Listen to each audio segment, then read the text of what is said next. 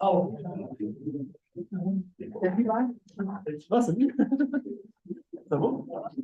Good evening, everybody. Welcome to our council meeting for Wednesday, November the 8th, 2023. I call our meeting order at 7 p.m. Thank you, everybody, for attending here tonight. If you're a season ticket holder, we still have a few box seats open at the front, so make your way to the front, feel free. We still have some seats available for those. We're going to start with a public safety announcement from our chief Renaud. I'll invite you to the podium, please, chief. Thank you, Your Worship. Good evening, everyone, and welcome to tonight's council meeting. Just a few messages before we start. If you require the washrooms are located just on the outside of council chambers to the right and through the hallway. Council chambers, as well as town hall, is protected with a single stage fire alarm system. Should the fire alarm go off, please exit through the rear doors or the doors to your right, and we'll all be in the parking lot where the church is. In the event of a medical emergency, please dial 911. The address for town hall is number 10 Robert Street West, Penetanguishene. And just as a reminder, there is a public access defibrillator on the outside of council, which safety council meeting. Bonjour, mesdames et messieurs, et bienvenue à le conseil ce soir. Un groupe de messages avant que nous commençons. Si vous avez besoin, les chambres de bain sont à l'extérieur de la salle de conférence à votre droite dans le corridor. Si l'hôtel de ville est protégé d'un système d'alarme à feu, un stage, si l'alarme sonne, veuillez éviter l'édifice par les portes à l'arrière ou à la droite, et on se rencontre dans le stationnement de l'église. En cas de situation médicale, veuillez signaler le 911. L'adresse ici, c'est le numéro 10, au juge Robert, ouest, à Penetanguishene. Et nous avons un défibrillateur public juste à l'extérieur de la salle de conseil. Je vous souhaite une bonne soirée. Merci. Thank you. Thank you very much, Chief Renaud. A couple more announcements. Just in front of me on this desk, there's a camera. We are live streaming this, and it is going to be stored on our YouTube channel. So anything that's being depicted tonight is being recorded, and you're seeing the cameras and picking that up. So just for your advance notice. Tonight on our agenda, council has a new open forum format where everyone's welcome to come to the podium and speak to council. This is not an opportunity to debate staff, do any disrespectful comments to staff. It's to bring new comments and questions forward to council. If you wish to speak at open forum, I'll ask you to go to the clerk. There's a sign-in mechanism the clerk will help you tonight. We do have a couple presentations tonight. If you're here for presentation, it is 10 minutes on the presentation. If you're here for open forum, it's 2 minutes. We're going to move on to the next item on our agenda. Number 2 is our land acknowledgement. Penetanguishene respectfully acknowledges that we are on the traditional and treaty territory of the Nishnawbe people and their ancestors, now known as the Williams Treaties First Nations territory. This includes Chippewa Tri-Council, comprised of Bosley First Nation, Rama First Nation, and the Georgina Island First Nation, Alderville, Curve Lake, Hiawatha, and the Mississaugas of Scugog Island First Nations. Also, once home of the Huron-Wendat, and more recently, the historic settlement of the Métis. Penetanguishene is now home to many Indigenous peoples. Penetanguishene is proud of its Indigenous name, and more importantly, that for thousands of years, it has been and will continue to be an important homeland and gathering place for Indigenous people. We recognize that we are the stewards and caretakers of these lands and waters, and are responsible to ensure that our Mother the Earth is here for future generations. Moving on, number 3 is our welcome and council commitment. I'm going to ask council to stand. And I'll ask if Councilor Ruth, you can lead us off in the English version, please. Thank you, Your Worship. Council commitment for the town of Penetanguishene. We are grateful for the many gifts which have been bestowed on Penetanguishene and its citizens, including the gifts of freedom, opportunity, and peace that we enjoy. May we be worthy custodians of all that has been entrusted to us. We ask that all in attendance and those who could not be here assist us in promoting good government. May our decisions as members of council be enlightened, and may we all be strengthened in our awareness of our duties and responsibilities. May we be granted the wisdom, knowledge, skill, and understanding to preserve the good fortune of the town for the benefit of all and to make good laws and wise decisions. Thank you all for attending. Thank you very much, Councillor Leroux. Councillor Marshall, I think guys in the French version, please. Thank you. Engagement du Conseil pour la ville de Penetanguishene. Nous sommes reconnaissants des nombreuses grâces accordées à Penetanguishene et à ses citoyens dont la liberté, les possibilités et la paix dont nous nous jouissons. Que nous soyons des intendants dignes de tout ce que nous a été confié. Nous demandons que toutes les personnes présentes et celles qui n'ont pas pu se présenter nous aident à promouvoir une bonne gouvernance. Que nous décidons à titre de membres du Conseil soient éclairés et que nous soyons toutes renforcées à prendre conscience de nos devoirs et responsabilités. Que l'on nous accorde la sagesse, la connaissance, la volonté et la compréhension qui nous permettent de préserver la bonne fortune de la ville au bénéfice de tout, ainsi de faire de bonnes lois et prendre de sages décisions. Merci et merci d'avoir été présent ce soir. Thank you, Councillor Marshall. Moving on to our approval agenda. The motion of the agenda of the regular council meeting of November the 8th, 2022 will be approved as presented. Councillor Leroux, seconder. Deputy Mayor Leroux, comments or questions? Seeing none, we'll call for the vote. All in favor? Opposed? That is carried. Number 5 is declaration of pecuniary interest. Any members of council have declaration of pecuniary interest? Seeing none to be presented at a time, just make that known. Number 6 is our open forum. Again, as I mentioned at the start, this is a new item that council just brought in place last month. It's an opportunity for you to bring forward new comments, statements for council's consideration before anything before us. We'd ask again that you register in with the clerk. We'll hold it to 2 minutes. We're going to invite you to the podium. Again, it's your opportunity to address council. So I just want to state, respect for our staff. We're not here to cross-examine staff. We're here to bring up new items for council. Madam Clerk, do we have anybody registered for the open forum tonight? Thank you, Your Worship. Indeed, we do. I'll start with the first person on the list and we can continue from there if that works for you. The first person is Sharon Telford.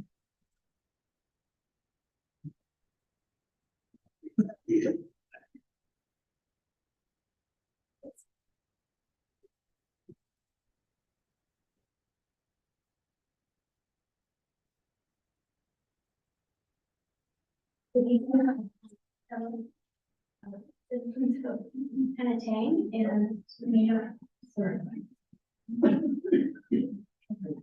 Okay. Good evening, Mayor Lawson, and councilors, and Mayor Betty, and other members of the staff of Penetang that are here, and also to the neighbors from Penetang. So I'm actually talking about the zoning bylaw amendment at 200 Fox Street. The letter actually that I wrote was a letter that I wrote a couple of weeks ago, and I never ever got an answer back. So I have not received a response from that letter on October 20th. My husband and I have owned the house on Fox Street since 2014. We purchased a town home in Champlain Shores in 2020. After 3 years of many delays, we finally closed on June 1st. We were impressed with the site plan, which was supposed to be a small community on Georgian Bay. There was to be a 3-story, 36-unit condo building for residential influx with access for kayaks and canoes. In front of our block of townhomes, there's supposed to be another part, access to private docks, and extra parking to allow regular parking for the townhomes. While I was walking one evening, we noticed a sign on the fence, and after reading it, realized there had been a meeting about an amendment to change the site plan, and we had against it. One would think that something of this magnitude would have been discussed with all of the neighbors that this will affect. This will affect everyone in this area of Penetangee. This will affect homeowners across the bay on Champlain. Two 5-story apartment buildings will absolutely diminish our property values. It will block sunrises, it will block daylight, it will block sunset, it will be an eyesore. The traffic on Fox Street is extremely busy. There are no sidewalks, and the fact that it is a trail is ridiculous. You can't even walk on Fox Street side by side. The only way to walk is in single file. It is not safe to ride a bike, push a stroller, ride a scooter, or walk your dog. To add 88 apartments for families is absolutely irresponsible. It is only a matter of time before someone is hit by a car. I welcome any member of council to sit on our driveway and watch how much traffic there is that goes by with Discovery Harbor. I'll just ask you to just close it up. Yeah, I just got that. Okay, so, how could we or anyone else object to something we knew nothing about? As homeowners of Champlain Shores as well, we were not notified about the significant changes. We knew these changes were going to happen. We never would have purchased the townhouse. Or soon with the partners of the developer and with the town mayor and councilors so that this go through. In closing, I would like to ask a question to all of you, our elected mayor and councilors. Where or what street do you live on in Penetangee? And Appreciate your question and comments, May. Thank you. Yeah. Madam Clerk. Thank you, Your Worship. The next member who would like to speak is Denise Steves.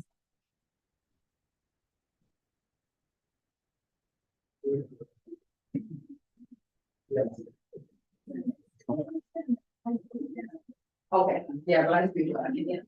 Yeah. Hello. Hi, I'm Denise Steve, I live at 280 Fox, talking about the same issue that my partner there was speaking about. What I can't believe that I'm standing here fighting against a development that should never be considered. Penetang does not need intensification. That's a politician's work. It's garbage. It's not meant for here. We need home for parents with kids, decent senior living, and affordable. I've only been here since 2013. I've met so many people. They have great grandparents and great-greats and parents, and they live here their entire lives. Why aren't we fighting for them? Why am I out there fighting for them? I hardly even know anybody. But going door to door, let me tell you, some beautiful, wonderful people live in this town. We all need to fight for the future of this town. A 5-story whatever should never be allowed, period. It's a dangerous precedent, and remember that this is forever. Thank you for your comments. Madam Clerk. Thank you, Your Worship. The next member is Brian Minns.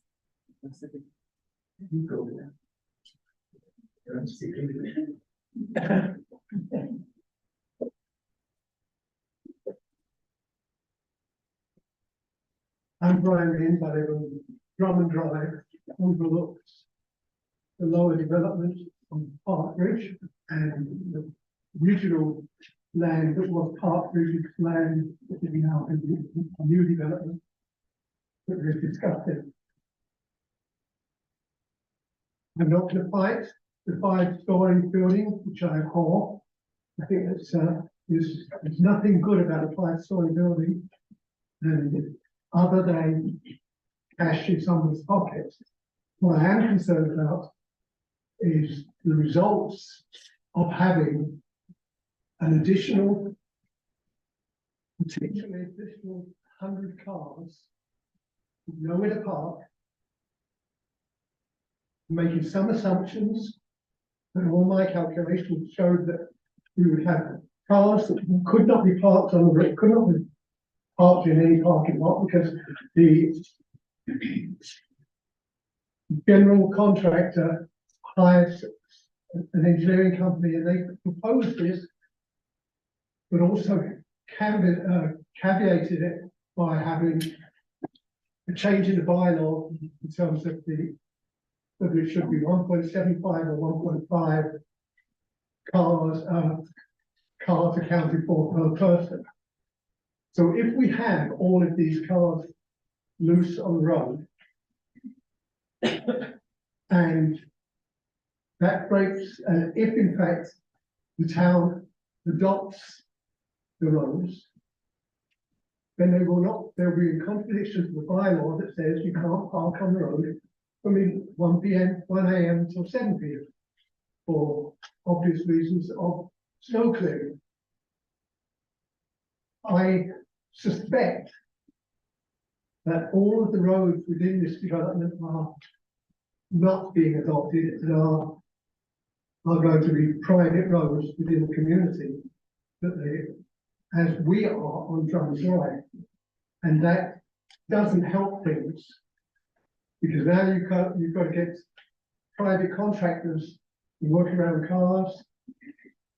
You have all of the problems of danger for children, if people with children could afford the dwellings that are being put up. I'll get you to conclude if you can. Okay, I will conclude it very shortly. The biggest intersection, Fox Street and Main Road out of this, it looks as though it's undersized. It certainly won't take 3 lanes of traffic. And if the Fox is as busy as it is now, and will be even busier with the new developments going in, people will have to come out, turning right and left. Frustration is going to come if we've only got one exit out. There'll be frustration, and there will be trouble, and there'll be accidents. And I think we absolutely have to prevent that happening. Thank you, Mr. Minnis.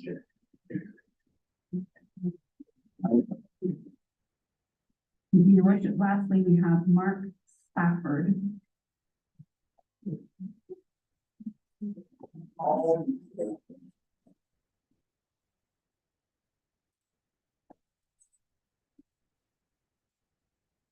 That's what's the green light to. Question. My question, actually is to, the chairman of the planning committee. And I'm assuming, sir, that you read this, proposal and your committee did. So I read it front to back. And I have a question for you, and that is, if you extend 3 stories to 5 stories, and you only add 4 meters, which for the old folks here is 13 feet, okay? Are you saying that they have 2 floors that are only 6.5 feet tall? How did that get through? Could maybe somebody can explain that to me? Thank you. This isn't two-way discussion. We appreciate the comments that's been presented for council's deliberation when we get to the anything else further tonight, sir? No, I didn't have to, I left some more time for other people. Thank you so much. Madam Clerk, do you have any other members to register with you? Your worship, we have no other registered members. I'll open up to the floor. Do any other members of the public here wish to address council tonight? Yeah. I'll get you come to the point when you're done, State, go back to the clerk just to register, please. And Sarah, is there anybody online that wants to speak? There's no one online. Thank you. Good evening, everyone. I recently moved to Bangladesh and June.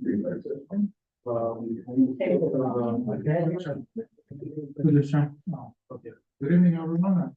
I recently moved to the Bangladesh and to the Champlain Shore is involved into one of the townhouses.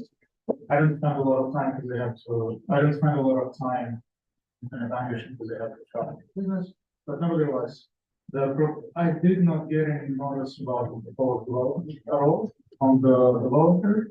And I know that there was gonna be a park and a recreational center, which is now gonna be replaced by the new proposed 25-story buildings. And I feel that I should have been notified as the person who lives there. And I feel that there was a sign somewhere on the road. And apparently there was some truck where for some extended period of time. So I feel that looking forward to the park and to the recreational center, right now it's being replaced by the different, proposals. And I wanted to raise concern that it's not how it was planned before, but now there's a change like that, which is gonna take away from the recreational areas like water and rec center, which was proposed, and it's gonna be busy. And the mailboxes are on the road, really close to the traffic right now, and they were supposed to move into the development. Sure, if there's gonna be a place or they're gonna remain. There are like 9 different mailboxes, on part of it. So, and everyone has to do it. That's all. Thank you so much. Thank you, sir. I'll speak if you don't mind, go to the clerk to register.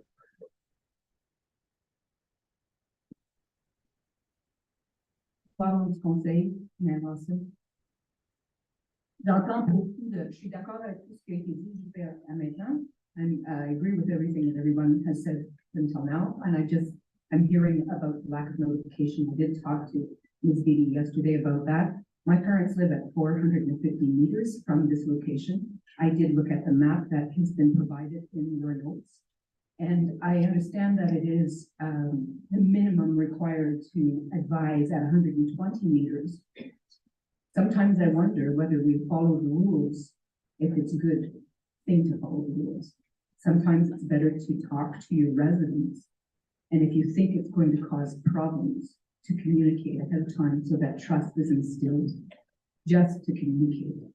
Maybe go beyond the 120 meters and let people know what was going on in the neighborhood directly, so that we don't have to take it always in our hands and then have to be watchdogs all the time.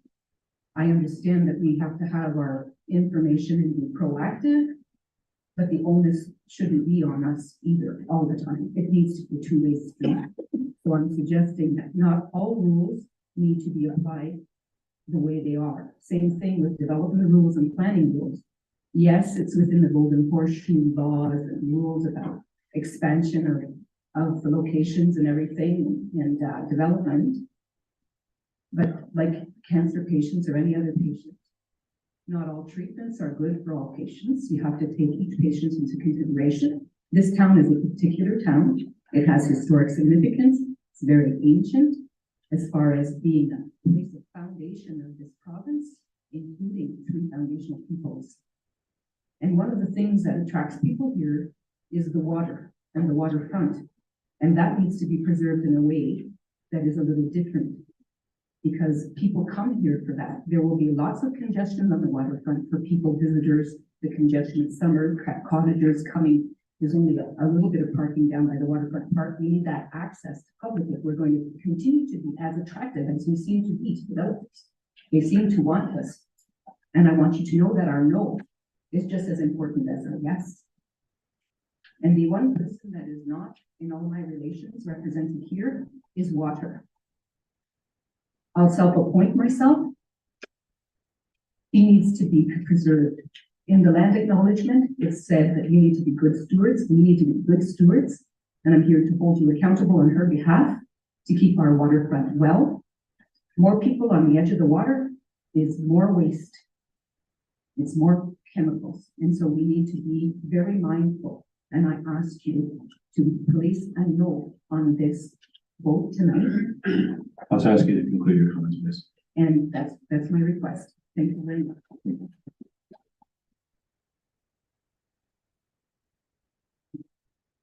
Go to the clerk, just so we get the registered enough for record, please.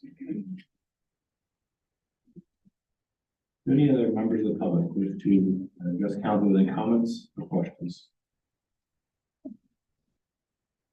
Any other members?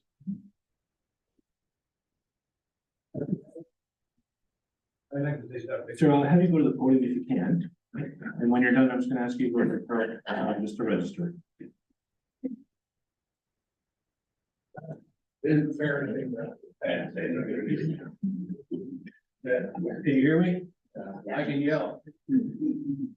My name is Jim Miller. We live down on the very end of Fox, 286, the old Rocky Boy property, the building we host down there. I know myself, I walk my dog up and down. Fox, many, many days, people see me. And right now, it's a very dangerous place to walk. You throw 88 more residents plus people on that street. I don't know what's gonna happen, sidewalks, and nothing like that, that's the first thing that you're doing, putting in sidewalks, et cetera, before we start building this monster. 88 units, and all the people that are gonna be there, not taking away from them. Another thing that I found out, there's some kind of rebate. If you build apartment buildings, with an HST rebate, they just offer people to build apartments like $24,000 an apartment, you get a rebate, this just came out from Doug Ford, I read about that. Yep. I wonder if that played a part in this guy's decision to jack this thing up to five stories from 3. All I'm saying, we built a townhouse at Forbeck Boulevard. And there were gonna be 14 townhouses, we had number 7. We didn't know a thing about it, all of a sudden, with 7 townhouses behind us. And all of a sudden, after we paid our money moving in, a 4-story condo was there. This smells of the same thing. I'm sorry, you guys, but I'm pretty pissed off about it, to be honest with you. Thank you very much.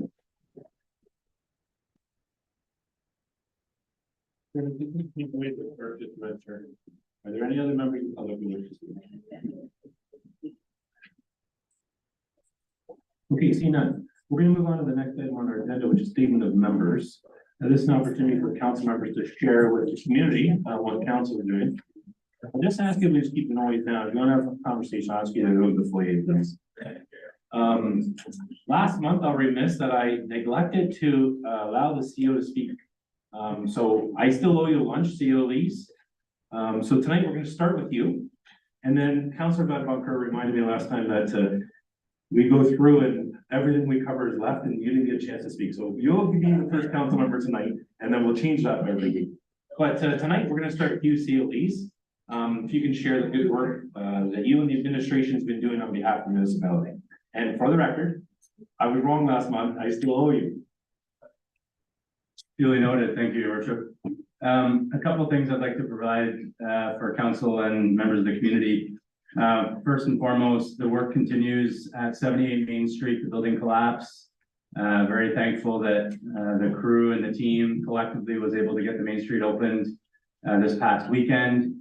So that was a huge milestone in this particular project, as well as allowing a portion of the facility or a portion of the buildings that have been evacuated since September 7th to get back in the middle of last week. In terms of next steps, the team continues to work towards the ultimate goal, which is handing these buildings back over to the building owners and allowing them to carry on in terms of next steps. So that is intended and hoped to be over the next 7 to 10 days. The second piece I'd like to share for members of council and the community is with respect to our weather. So staff in various departments continue and have aggressively been working towards being ready for that white stuff that we've seen a little bit of so far. So that continues, and rest assured that all departments and all staff across the organization will be ready when it decides to hit us in full force. Your Worship, those are the 2 updates I would like to share. Thank you. Thank you so much, CEO Elise. Councillor Van Bunker, how would you like to start us off? Thank you, Worship. And just for the record, I went 3rd last night, and my 2 colleagues here did go to a lot of the events that I went to, and rather than shooting everything, I just said, and carried on. So thank you for the opportunity to go first. I don't have much to say this evening. I just, on the note that the CEO mentioned about Main Street, I just want to commend the CAO and the staff team and all the people that were involved in getting Main Street open. It was a lot of work.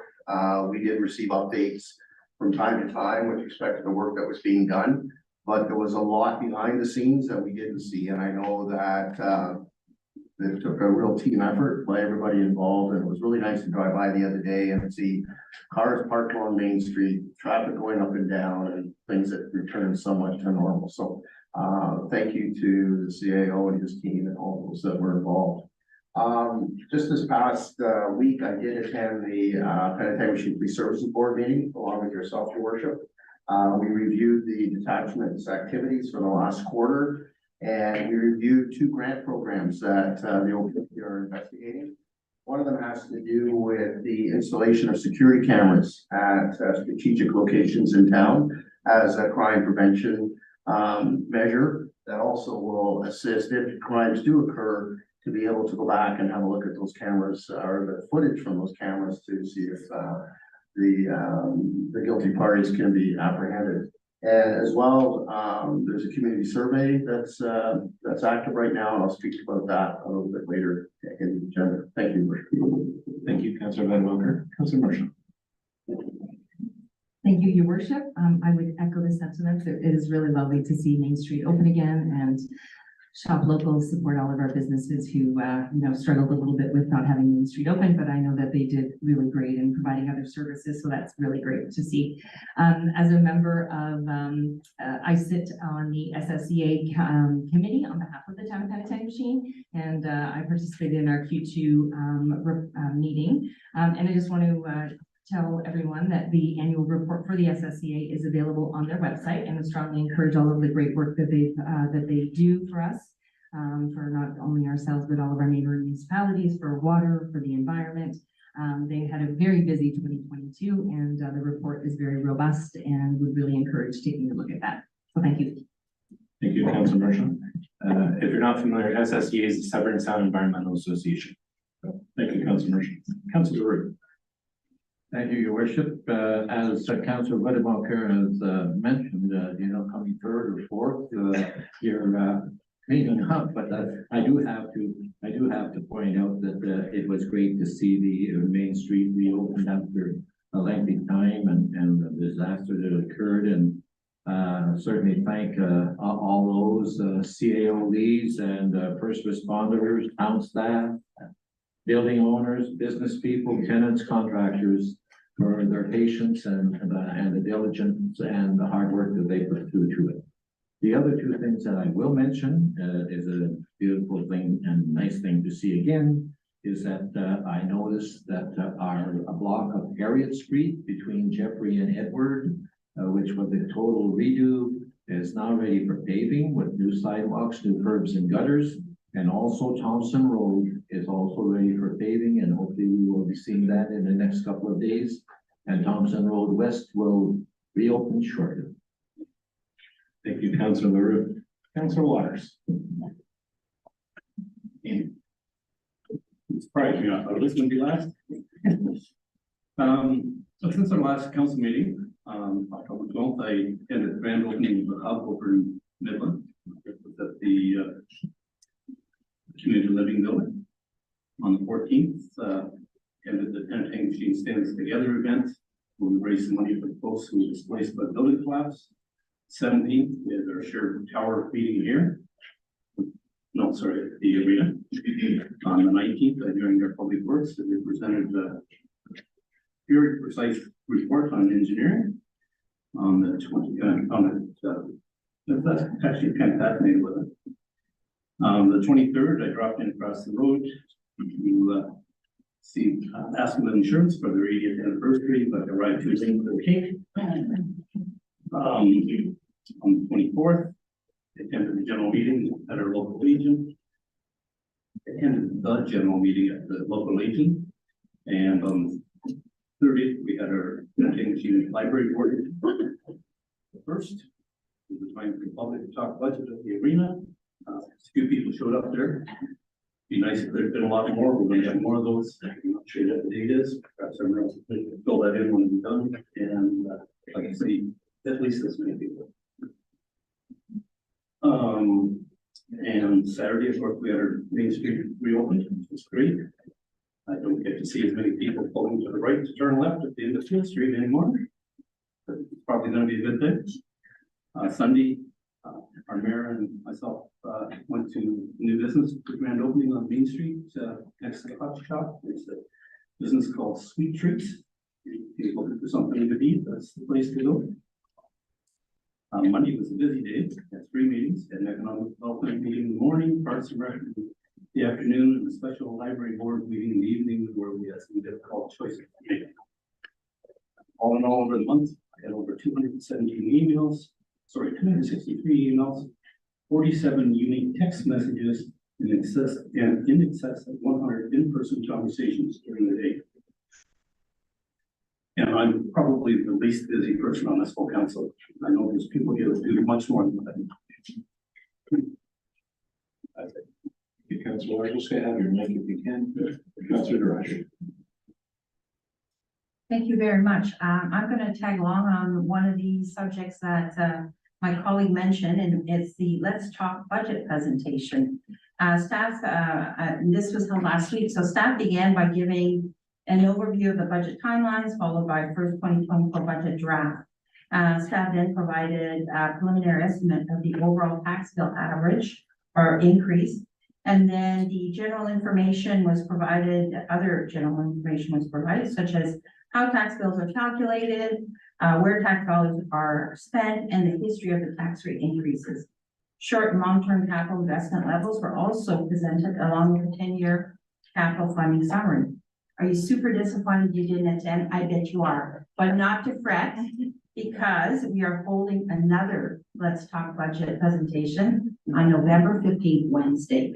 And it will be at 6 p.m. here in council chambers. And I really encourage you to attend. It's great information. It gives you great insight on how difficult and how robust these budgets are to put together. And it allows you to ask questions. So I hope to see many of you there. Thank you. Thank you, Councilor Durant. I'll just add to your budget comment. I love the enthusiasm. This is the first time we've invited the public to comment before council is heard and deliberated. So it's important to hear from you. Deputy Mayor. Thank you, Your Worship. As Councilor Boncoeur said, when you go last, you're almost at the end. So ditto, ditto, ditto, ditto, ditto. The only thing I will add to that is yesterday, the mayor and I attended a UNESCO Geopark presentation down in Clearview Township. It was a full day. It was about a 5-hour event. And as this rolls out to the public over the next few years, you'll be absolutely amazed at what they're looking at doing. It's going to reclassify almost all of our end of Georgian Bay from Tobermory right down to where we are. So when the slide deck comes through to us, we're going to see if we can get that put on our website for everybody to see. But that's a very nice, very cool, important upcoming project. We'll leave it at that. Thank you, Deputy Mayor. My first time going last, so I'll leave mine super succinct. But I want to state to start, next week's 1 year for this council term. So I want to thank the community for your trust and confidence in us. I want to thank our council. Like we've had a good first year. I'm looking forward to the next 3. I just want to further take on what everyone said about the Main Street work. COEs, I know you and the team, we've commended you and everyone many times, but I've heard nothing but positive feedback in the community. So hats off to everyone. What I'd love to do in the future is bring everyone in that participated and truly show our appreciation, because this was truly teamwork. We've mentioned you and your team, but the County of Simcoe, I know, played a tremendous role in the Salvation Army and Empower Simcoe. There's so many other user groups that helped make this successful. So I don't want to lose sight of that. And so many people in the community came together to really make this a positive thing. So I think we did a great job. I participated in many things that you've already heard. I'll just emphasize one more. Last week, I participated in the Auto Mayors Caucus, where municipalities that have anything to do with the auto manufacturing sector get to participate on what further opportunities we can bring to our communities. I think it's a tremendous opportunity, one I'm glad to participate in. I know from the County of Simcoe, we had 5 delegates that were there, so it was a good thing. I'll also mention I've been getting a lot of phone calls and emails from people. I haven't tallied it like Councilor Waters, but I have been getting quite a bit about, you've probably been hearing news about the Bank of Nova Scotia. Yeah. And they are leaving the municipality. I have been in contact with the Vice President for Ontario. We're trying to do what we can to bridge the gap. We are working with other institutions in town. We're working on how we can get some more information to you, but I just want you to know, yes, we do know. It is a business decision they made, but hopefully we can work with other partners in the town to help bridge the gap for you. That's what our council's been up to since last month. Thank you, council. Thank you, COEs. We're gonna move on. Number 8 is a public meeting. We do not have a public meeting tonight. Number 9 is delegations and presentations. 9A is a presentation to formal council members. Tonight, we're here to recognize and honor previous mayor, deputy mayor and council, Anita Dubo, previous councillor Michelle Mayette, and previous councillor Debbie Levy. Combined have served over half a century to this community. I think if we look at many of the things that this community celebrates and what has built this community, we owe a tremendous debt of appreciation, gratitude for what they have done for the community. I know from my lens, I worked with you for one council term, but watched from the sidelines for much, and I can't extend enough appreciation and thanks to you. I'm gonna turn to some council members for some comments, and then we have small tokens of appreciation for all that you have done on behalf of our council and our community. I can't thank you enough. I think you've all done tremendous things, left a tremendous legacy, one that I hope I could pale to compare to what you've done. But thank you so much. I'm gonna turn to Councillor Roux. If you could kindly make a few comments about Anita Dubo and her time on council with you, please. Thank you, your worship. Anita Dubo Smith has been involved in her community her entire adult life. She has sat on and chaired almost every board and committee there is to mention on both municipal and county councils. Anita was also involved on other organizations that were not of the political nature, such as Commissioner of the Girl Guides of Canada, member and president of Photo Club of Huronia, member of Rotary Club, board member of the advisory board at Waypoint, chair of the finance committee of St. Anne's Parish, assists at blood donor clinics, board member of Huronia Community Foundations, chair of Simcoe Muskoka Health Board, and the list goes on and on. Anita was first elected to Penetanguishene Council in 1988. She has given 27 years to Penetanguishene Council and the people of Penetanguishene. 9 years as a councillor, 8 years as a deputy mayor, and 10 years as a mayor. Anita, on behalf of council and the citizens of Penetanguishene, thank you for your devoted and unselfish service to your community, and I know it's the town you so love, Penetanguishene.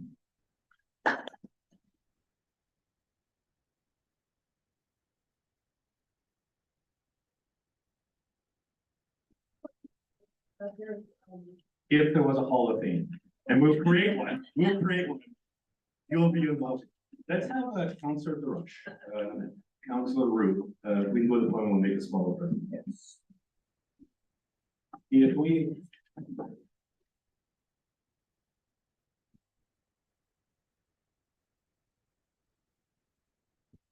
One other thing that I have to mention, that it's been an extreme pleasure working with Anita, because her and I have spent many years here at the table, and it was always a pleasure, and we did work out.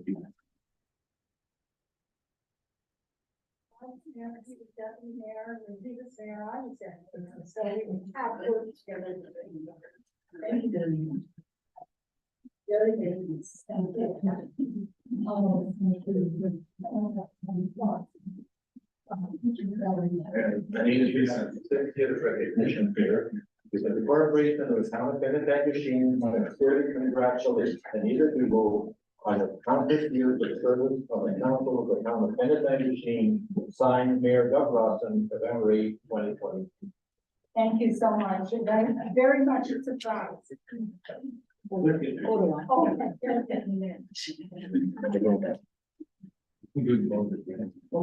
Mine. Did I really do all those things? Oh, I forgot a few. What? Over here. Standing here. Sorry. Hey. Oh, they didn't want a silver? Well, they're all here for Anita. Oh, not quite. That's perfect. Thank you. Thank you so much. Thanks again, Doug. That's very, very thoughtful to be recognized. Thank you. Yeah. Thank you, It's a Doug. pleasure.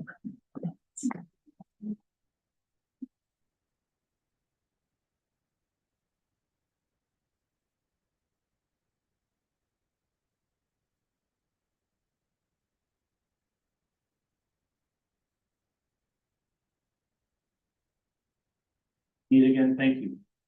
for all you've done. I don't think we can say enough thank yous. Thank you. I'm going to turn to the deputy mayor. If you can, again, make some comments and praise for Councillor Michelle O'Donnell. Thank you, worship. Mr. Mike, there you are. Mike, did you know that during your 5 terms on council, you worked with 3 different mayors, 4 different deputy mayors, 22 councillors, 5 CAOs, and a partridge in a pear tree?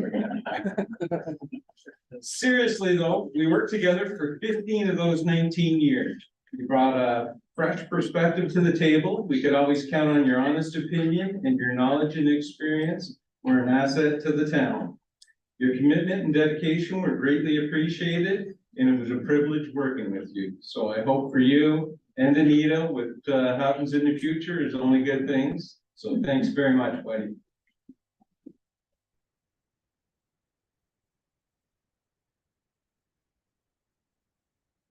Very much for recognizing that, but also I thank the citizens of Penetanguishene for supporting me for the 19 years I was on the council. And I hope I was able to listen to everybody, but just thank you very much for recognizing that. I appreciate that. Thank you. Thank you, Mike. A little recognition for you. Mike, if you want to join us at the podium.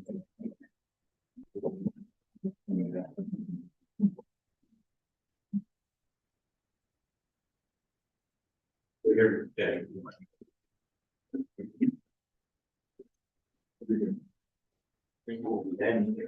He's always a little like evil conversation, so Dan. Good job. So we have a little certificate for you. The Corporation of the Town of Penetanguishene sincerely congratulates Mike Myatt on your countless years of service to the council and to the town. Thank you. Congratulations, Mike. Thank you. Thank you. Okay. Thank you. Last time, hope we should sell up.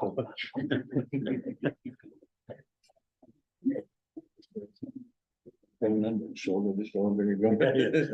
Where's Judith? Look at the camera, please.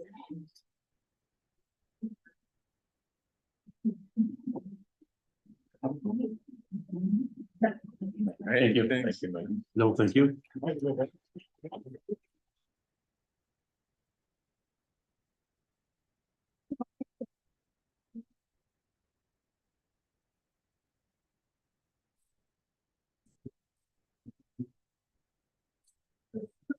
Thank you. And I also want to recognize Debbie Levy, who we served a long time with these members. She's not here this evening, she's sick. So I'm going to ask Councillor Badabonker if you can make a few comments. And then maybe yourself and myself and Councillor Marshall, we can deliver her gifts and like another time. Thank you, Your Worship, and perhaps former Councillor Levy could attend our future council meeting. We can recognize her for that, but if not, then we can visit her. So Debbie, and I'll call her Debbie, and I go way back. She was a reporter with the Free Press newspaper, covered local politics when I was initially the CAO here. And when she transitioned away from being a reporter, she opened a business on Main Street and ran for Penetanguishene Council, was elected in 2000. And I was the CAO then worked with her for 5 years and then moved on. And Debbie spent a significant amount of time on Penetanguishene Council. She always brought the ear of the Main Street to the council table. A very practical person. She loved planning. She loved to sit on as chair or vice chair of planning and development services. I served with her last term as vice chair of development services, and she was always very interested in the future of Penetanguishene. It was her home away from home, from her beloved Nova Scotia, but she always loved Penetanguishene and served the community well for all those years. So thank you, Mayor Rawson, for taking this initiative to recognize these long-serving members of council. Thank you. Thank you, Councillor Badabonker. And to Debbie, thank you so much. And I do agree, we should have her here, but I just met before the flowers die. Thank you again. Nita, Mike, and Debbie for all you've done for the community. Moving on to 9B is presentation from Caroline Borford Wiley, the Director of Strategic Communications and Public Affairs from Waypoint Center for Mental Health Care, for an update, and I invite you to the podium, please. And just so then I make the notice, we'll hold it at 10 minutes. Mayor Lawson, council, everyone here tonight. At first, I thought this was, I'm new to the meeting. I thought this was all for me, just to the warm. Distracted. So, good evening and thank you for the opportunity to provide you with an update from Waypoint Center for Mental Health Care. President and CEO, Dr. Natalie Sunergy had planned to come to present this evening, but unfortunately she had a family matter she had to attend to, so I've come in her place and she does extend her regrets. So as I say, I'm relatively new to the hospital, having joined just 10 weeks ago. Your town is beautiful. And I'm just so impressed by the people I work with at Waypoint and the work that they do. And one of those extraordinary people is joining me this evening, and it's Boardman, who's the clinical director. And I asked her to come with me because, as I said, I've only been here 10 weeks. So if anybody has a question I can't answer, I have some backup here. I'll call a friend, and he'll help me with that. So I also see a familiar face on council, on council from our board of directors, Councillor Baden-Boncourt.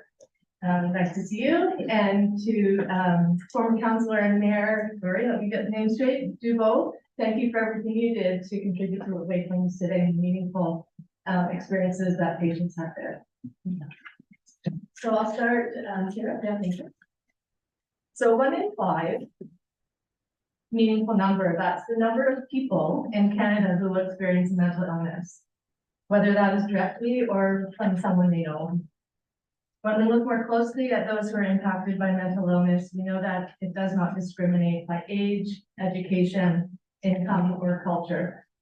We also know that system inequities like racism, poverty, homelessness can worsen mental health and symptoms of mental illness, especially if supports are difficult to access. Major depression, anxiety disorders, and substance abuse disorders affect 5.4%, 4.6%, and 6% of Canadians respectively. So if we look more closely at North Simcoe Muskoka, which is our catchment area for patients, we have high numbers of emergency department visits for mental health and addictions matters, and the highest rate of hospital admissions from the EDs in the central region. So that in that area is a large area of more than 5 million people that is formed from Mississauga to Huntsville and Orangeville to Markham, so a very large area. More than 1 in 5 people who go to the ED for help return within 30 days. This tells us that healthcare providers, despite their best efforts, are not meeting these patients' needs. Patients commonly wait in the EDs for days, sometimes over a week, and we've all been there waiting in hospitals and know what that can be. So imagine in a healthcare crisis and waiting for over a week to get help. So this is for help for admission to a mental health bed, especially if they need a psychiatric ICU bed. So there are a significant number of hospital admissions related to addictions and substance abuse, and many of these people may be discharged from hospital with no support, service, or referral. Great work has taken place, and we have much to be proud of in this area at Waypoint and with our partners, and Suzanne being one of those partners in the great work that you do. But we know also that we have a lot of work to do in our hospital and in the region to address the growing mental health needs in our communities. So I'll just talk about Waypoint now. Dr. Sunergy often refers to Waypoint as a teenager. So actually we're 15 years old. We've been in the community well over 100 years, as all of you know, but we became officially a public hospital in 2008. So hence being teenagers. As one of 4 standalone mental health hospitals in the province, we care for the most complex and disadvantaged populations of people who have mental illness. With more than 1,300 employees, we're very proud to be your largest employer. Partnership makes us better and stronger. Just last month, we signed a memorandum of understanding with York University to partner on research and academic activities and training. So we see that as a wonderful opportunity for recruitment and retention and for professional development at both organizations. Certainly, it's one of a number of partnerships that we enjoy. We're also very good, partners with provincial and, regional, healthcare providers and extend leadership in mental health and addictions in many different ways. So through all of this, we're enhancing care at the hospital and impacting the broader system transformation underway to build better health care and addiction care for people of our region. We're also celebrating 10 years of our Waypoint Research Institute, which is a powerhouse of research that has had this impact, which has had global implications, informed policy, and most importantly, has given patients a voice in their care, and they're at the table and they're contributing to that research, and we are making meaningful strides in improving health, mental health care for them. So very, very proud of that. All right, thank you. And so just a little bit about the services we provide. We have a total of 315 beds at our campus, just over here. 155 of those are in the Tawanchi building, where we provide a number of inpatient clinical programs, and where Anissa does her great work. So the assessment center is where we provide short-term crisis intervention and provide options to those who need treatment that can't be provided in the community.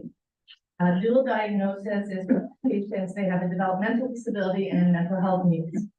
And the concurrent disorders, the Georgian Wood unit, is for patients experiencing a mental health problem and substance abuse. So you can see that very, very complex patients needing specialized care.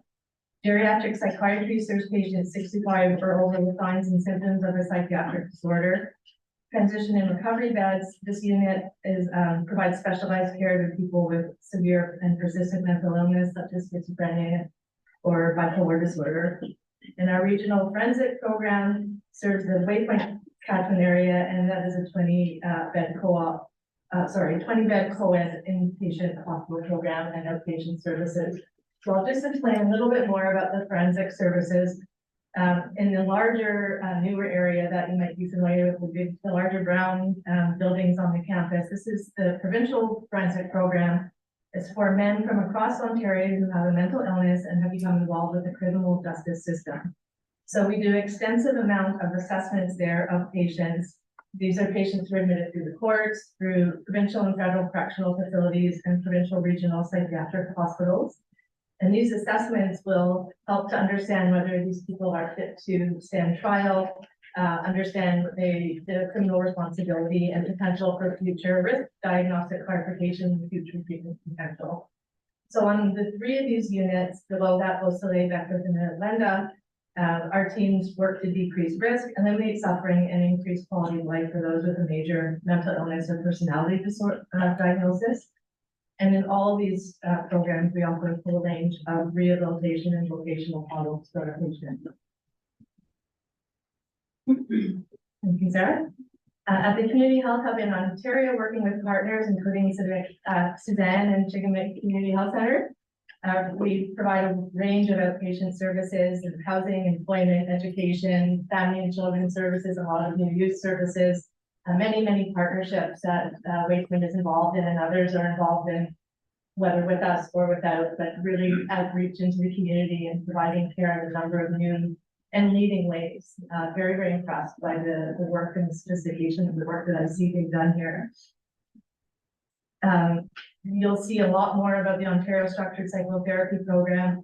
It offers, it's free treatment for depression and anxiety. It's a new model and something that we're working very hard to market out into the community so people understand about it. We've had very good uptake, but of course, as many patients as we can, we like people to make sure to ensure people know about the service and that they're accessing this service, because we know it's something that's of need. Thank you. We always have our eye to the future to ensure we have the right programs in place to best meet the growing needs of the communities we serve. One of the areas we're very proud of is the Central Ontario Specialized Health Network collaboration, which we call COSH. This is a collaboration with local Ontario health teams and other providers to build capacity and improve access to highly specialized regional services when and where clients, patients, and families need them. So what this does is where there might not be a critical mass to enable to have a specialized services in an area. So we blur the boundaries and bring care into those areas. So whether there's 1 person or 5 people, we outreach to make sure that people receive the care that they need. Our teams are busy on a number of strategic planning related initiatives to enhance care, recruitment and retention. We all know about the health human resource challenges, if you probably read in the newspapers. Digital offerings like a new website, which will be near and dear to me as a communications professional, expanding access to patient portals so people have better access to their health records. We are working on enhanced research and academics. On our wish list are a new 20-bed acute mental health unit and replacing the Tawanchi building where the regional hospital programs are located. We are always actively working with partners and looking for new opportunities and enhanced ways to address service gaps, coordinate care, and transform mental health and addiction services for the people of Central Region. Thank you. We appreciate the strong relationship we have with the town of Penetanguishene, and we would appreciate your assistance. We've listed a number of services here that are available to the public. I'd be happy to share some contact information if that's possible through to the clerk's office or to someone. If there's any way you can share that, again, as much as we can get the word out about the services that are available to people, the more people will be helped and served, and that's certainly what we wish for at the Great Point. So in closing, on behalf of the Wage team, we'd like to thank you for your time this evening. Thank you so much for your presentation, for the work you do. I know we've had the great fortune to meet with your CEO, Dr. Synergy, quite a bit. She's quite a ferocious leader. And I know she's been an active participant, works well with all our municipal partners. So thank you. You're a leader in the community, so appreciate all you do. Any members of council have any questions or comments for our presenter? Seeing none, thank you so much. Appreciate your participation here tonight. Thank you.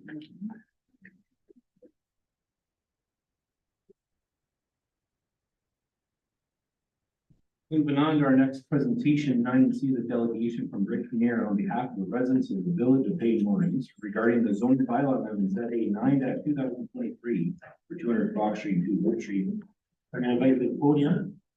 You'll have 10 minutes for your presentation, please.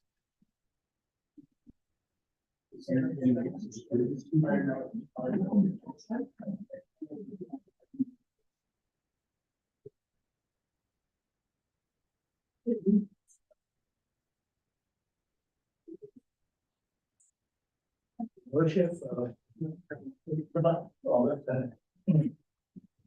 that helps. Hear me now. Worship, councillors, members of staff, and residents and neighbours. Thank you very much for listening to me tonight. Right, go to the second.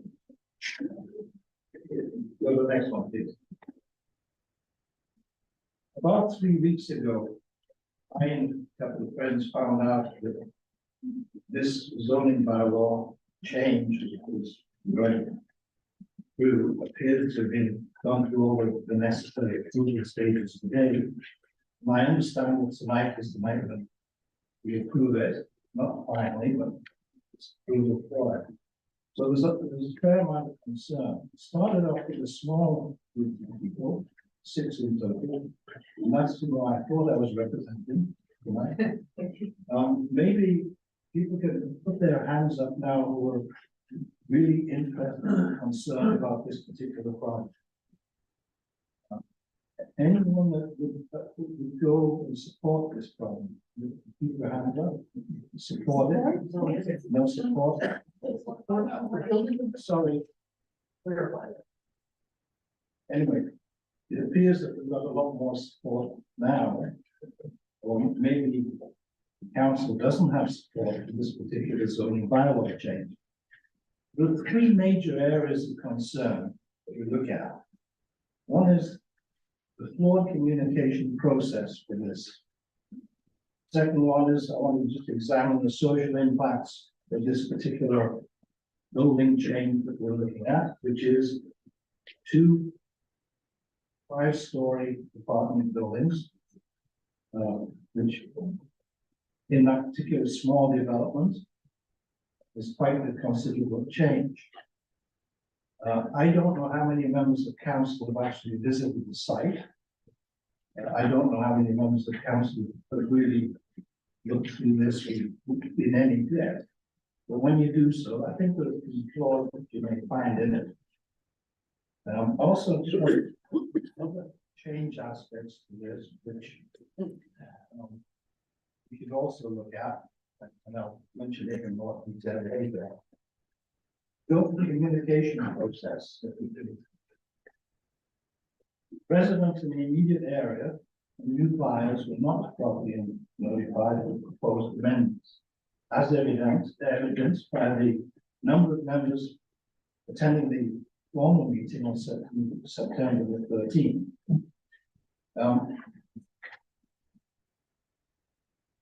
Communication plan apparently followed the regulatory requirements to the letter, 120 meters and one signpost on the fence.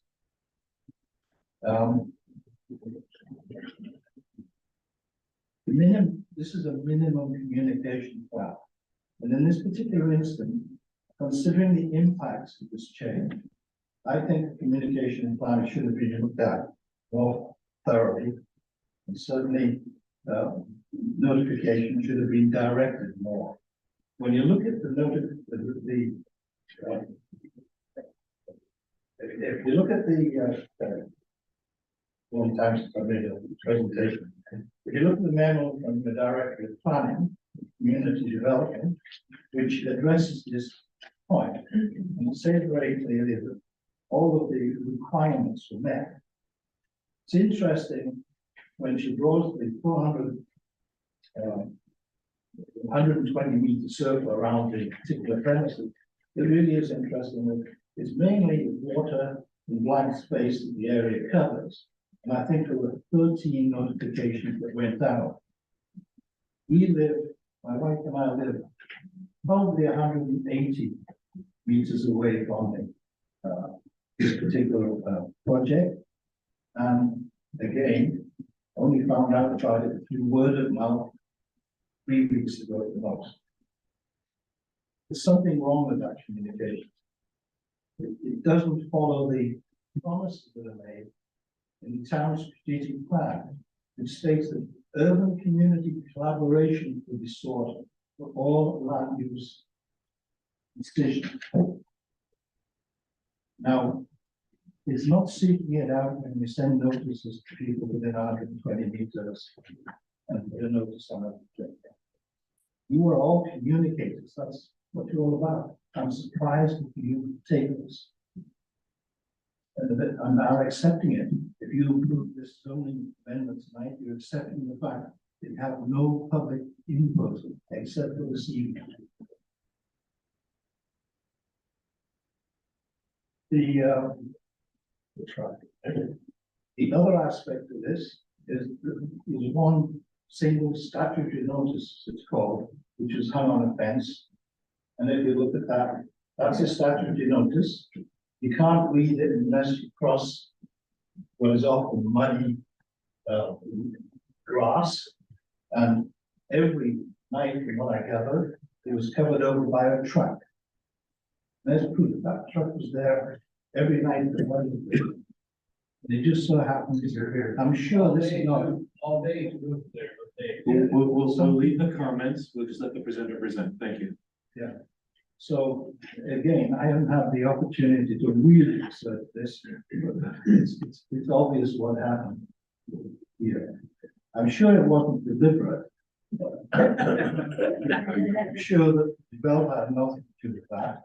The truck driver happened to live across the road.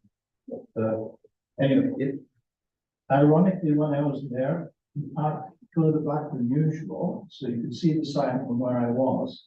Normally, folks go forward covered up completely. So because I was there, it didn't move. If I go to the next slide, please. Just talking about the proposed plan itself. What I'm seeing is proposal, all of the documentation that we have with the proposal is one dimensional. It's plans, floor plans, it's the footprint for this change. It's justified by the word intensification. is normally justified by increases to affordable housing or rental properties. This is not clarified in the proposal.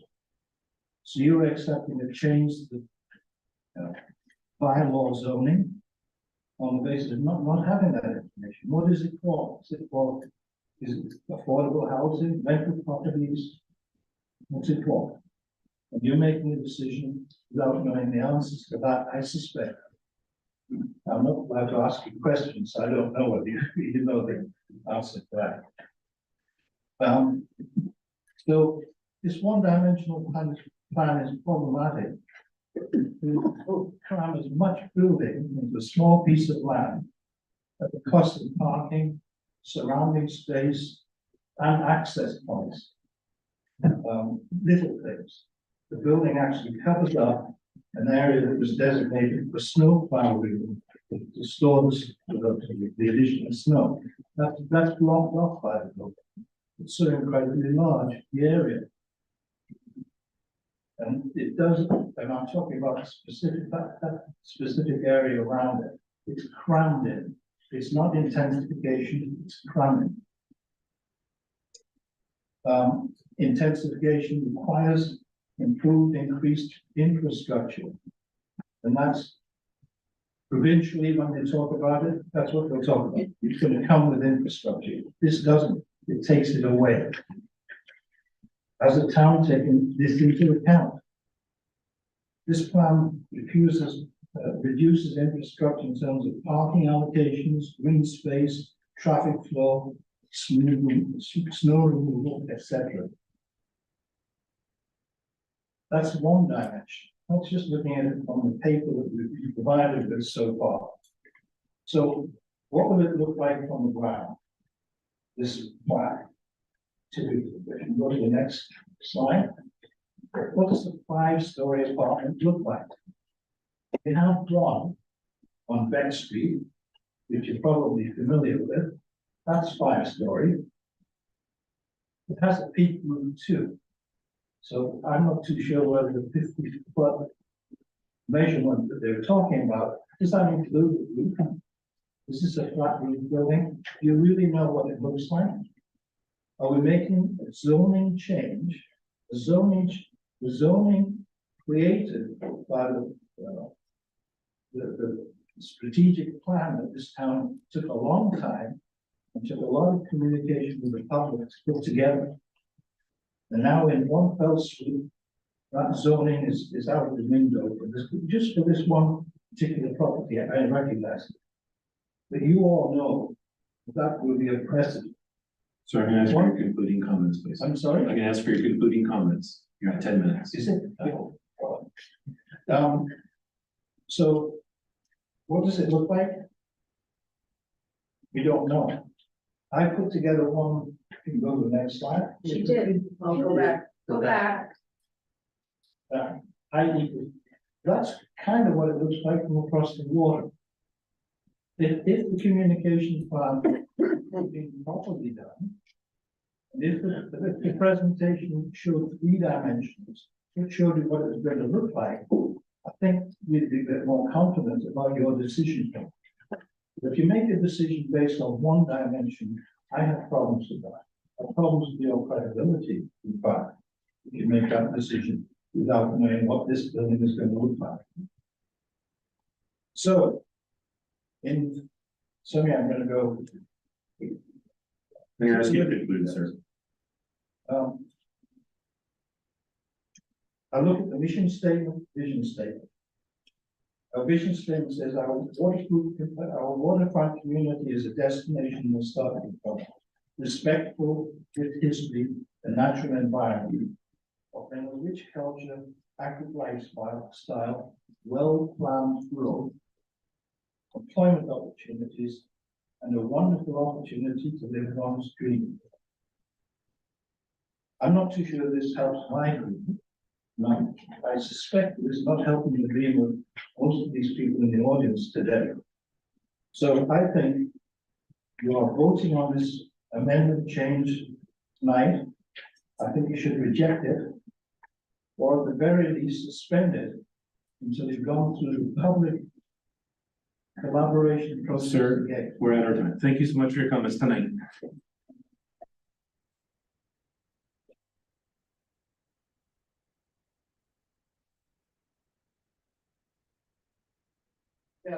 Moving on our agenda, we have item 10, adoption minutes not already confirmed. Have a motion of the following minutes. Council meeting be confirmed and adopted as circulated at council October 11, 2023. And special council October 11, 2023. And special council for October 17, 2023. I'll look for a move. Councilor Bunker, seconder, Deputy Mayor LaRose. Comments, questions? Seeing none, call for the vote. All in favor? Opposed? That is carried. I'm going to turn to the deputy clerk to clarify something, or sorry, the clerk, not deputy, my apologies. I owe you lunch now. I owe you lunch. I just want to add some clarity. There's a lot of public interest here tonight for the item 200 Fox Street zoning bylaw amendment. Just for clarity, Madam Clerk, I see in the consent agenda 11A that there's a memo from the Director of Planning regarding the zoning bylaw. My understanding would be that would be an opportunity for council to debate that and discuss, make changes or revisions. And then further from there, I see on our bylaws tonight, under 17 on the agenda of the bylaws, bylaw 2023-67 would be a second opportunity for council to debate. Whatever that result of that is, would be the final outcome. Is that clear? Or is that, am I right, Madam Clerk? That's exactly right. That one item that is in the consent agenda is simply just for information, and certainly an opportunity for the discussion to be had. And then, but the bylaw is essentially where that decision is made. If that bylaw is not passed, is the essential decision-making period. Thank you, Madam Clerk. Okay, so we're gonna move on to our consent agenda. Number 11, consent agenda. That the following consent agenda items have been given due consideration be received for information. I have one, a memo from the Director of Planning and Community Development regarding new public comments for zoning bylaw amendment application ZA 9-2023 regarding 200 Fox Street, 2 Hope Street, PL-2023-66. I'll look for a mover. Councilor Bunker, seconder. Councilor Marshaw. Any members wish to pull this item for further comments or questions? Councilor Bunker, you pulling up for further? Okay, so the item's on the floor. We've got a mover and a seconder. Councilor Bunker, Steve. Thank you. I think this memo is very helpful for people to understand in terms of the notice process. In our earlier presentation, we've heard the term flawed used to describe the notice procedure. I don't think that is a correct term to use in this context. I think that as the director's memo indicates, the director was following the notice requirements of the Planning Act. Some may not be happy, as was outlined earlier with another presenter, perhaps a different process, but the process that exists today is the one that was followed. And I think that this memo helps clarify that, Your Worship, and I think it's important. The other comment that was in the presentation, and the presenter did not cite it in his comments, and maybe that was due to time, was he mentioned about that, and I'll just go back because I think the words are important again. You can see Mr. Kinnear's presentation. He, here it is. He states in the presentation, we object to the overall process of fast tracking significant amendments to bylaws and plans. And there's an inference there that the municipality was doing something that it wasn't supposed to do. And the in the reports that staff have outlined, it talks about the various steps that staff undertook to notify the public, that reports were presented. There was a public meeting on the 13th, it came to council in October, it's back here tonight. I don't believe, Your Worship, that it's fast tracked in any way. It followed a regular process in terms of how these types of applications are processed. If anything, I think we've been following along what the government of Ontario has indicated to municipalities in terms of how it wants to see planning applications dealt with in terms of following an orderly process. So those are two comments. Everybody's entitled to their opinion, and I appreciate the other opinions that were in the presentation, but I thought the memo that the director provided clarified some of the steps that were taken to address some of the concerns that were raised about the process and about, the notice that we're providing. Thank you. Thank you, Councilor Butler. Any other members of council have comments or questions on this item? Deputy Mayor. Thank you, Your Worship. Just one quick question, and it's just me not knowing the answer, I think, is what were they allowed as of right? Could they do 3 stories or was it 4 stories that they're already allowed to? So if I could have clarification on that, then I have one. Thank you, Deputy Mayor. We'll turn to the director, Lydia, if you can address that, please. Certainly, thank you, Your Worship, through you to Deputy Mayor LaRose. So the existing permission for the height of the building on that property was 14 meters, so that would have permitted a 4-story building to be constructed. So the variance ask is to increase it by 4 meters to go up to 18 meters as the maximum height. Thank you, and Your Worship, if I could just direct one over to our fire chief.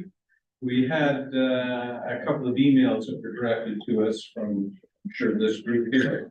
And they had concerns that whether our firefighting equipment could handle a 5-story building. So I just wanted to clarify and see if we are ready for that or not ready. Thank you, Deputy Mayor. Chief Renaud, if you can address that, please. Through you, Your Worship, the Deputy Mayor, yes, our fire truck, we do have an aerial that's 75 feet and we can reach the. Thank you. Any other members of council for the comments or questions? Deputy Mayor. Just happened to think one more. So for their zoning amendment, Andrea, is that to the center line of a peaked roof, if it's a peaked roof building, 18 meters? Director. Through you, Your Worship, so the zoning bylaw, the definition for height does mean for a midpoint of the roof on a peaked roof or the highest point of a flat roof. Thank you. Any other members for the comments or questions? I have a couple of the can now, but I address them to you, Director Betty. I'm going to echo Councilor Butler. I think we've all received the notification and conversation from people. And I agree with you, Councilor Butler. We may not agree to the process, but the process is defined. That's a separate conversation if we need to address or change the process, but we are following the process before us. But for clarity, Director Betty, if you can just help me, I know it's in the report, but I just want the public to understand. If you can just add some clarity, what does notice and the communication, like, what does that mean and what did we do according to our policy? If you can just add some clarity to that for us, I'd appreciate that. And then I have a couple of follow-ups. Thank you, Your Worship. So notice under the Planning Act is to provide notice of the public of both an application being deemed complete, meaning that the town has received all the information necessary to process and make a decision on the application, as well as providing notice of a date of a scheduling of a public meeting. So that notice is a form of a letter or a formalized notice giving that information. It is mailed out to agencies. There's a number of statutory agencies like the County of Simcoe, Enbridge Gas, things like that, that are given notice, as well as property owners within the 120 meter buffer distance of a property itself. So that notice is given through direct mailing to the property owners and the agencies.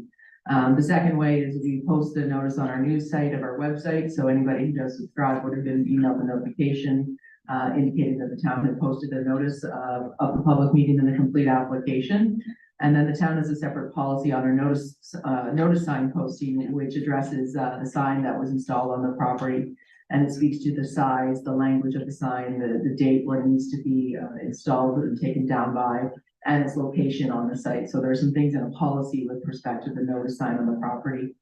I'd also just add that under the Planning Act, municipalities can give notice in a couple different ways, or 2 different ways. One is the direct mailing, or one is through a newspaper. And so in instances where we were providing notice of a subject property and it's not a general provision or a change that impacts all of the municipality, we give direct mailing. And then previously, when we had a newspaper, we would have put general changes or overall impacting changes in the newspaper for general circulation. And I know we're still using the online version of the websites for notices moving forward. Thank you, Director Betty. I know we said this at the public meeting, but for clarification and confirmation, public notice was given and they met all the application requirements for notification was granted. Can you confirm that for me? Yes, absolutely. I can confirm that we did give notice and we did receive comments from those who did receive some, so we can know that people did receive the notice that we gave. Great, thank you. There's been a lot of conversation regarding traffic, increased traffic, specifically in that Block Street corridor. Has there been a traffic study done? Do we understand what effects this will have with the increased number of residents and potential traffic flow? I don't know if you want to address that or if our Director of Public Works will address that. Thank you, Your Worship. I'll probably start off, and if Brian has anything to add, I'm sure he will, but, so a traffic impact study was done with the initial, development. So there was, an initial traffic impact study done for all of the subdivision that was submitted and considered. Just really quickly, in summary of that traffic study, it actually indicated that the parking, or the traffic, demand, with a residential subdivision was less than what was previous there at the marina. So that was one of the findings of the traffic study, was what was being proposed as a residential subdivision actually reduced the traffic impacts on Fox Street. So it was during the pre-consultation period with this application that we go through with the applicant what we would require to see as part of the support of an application, and it was determined that that initial traffic study was sufficient and another new updated study was not required. And I'm not sure if Brian has anything to add.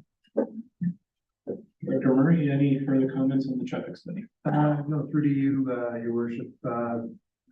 As part of the review of the application, we would review the traffic impact facts associated with the additional units and determine whether or not a review or an update to the original study would be necessary, and determine whether or not that necessitates any improvements or upgrades on site. Thank you, Director Murray. Thank you, staff, for your feedback.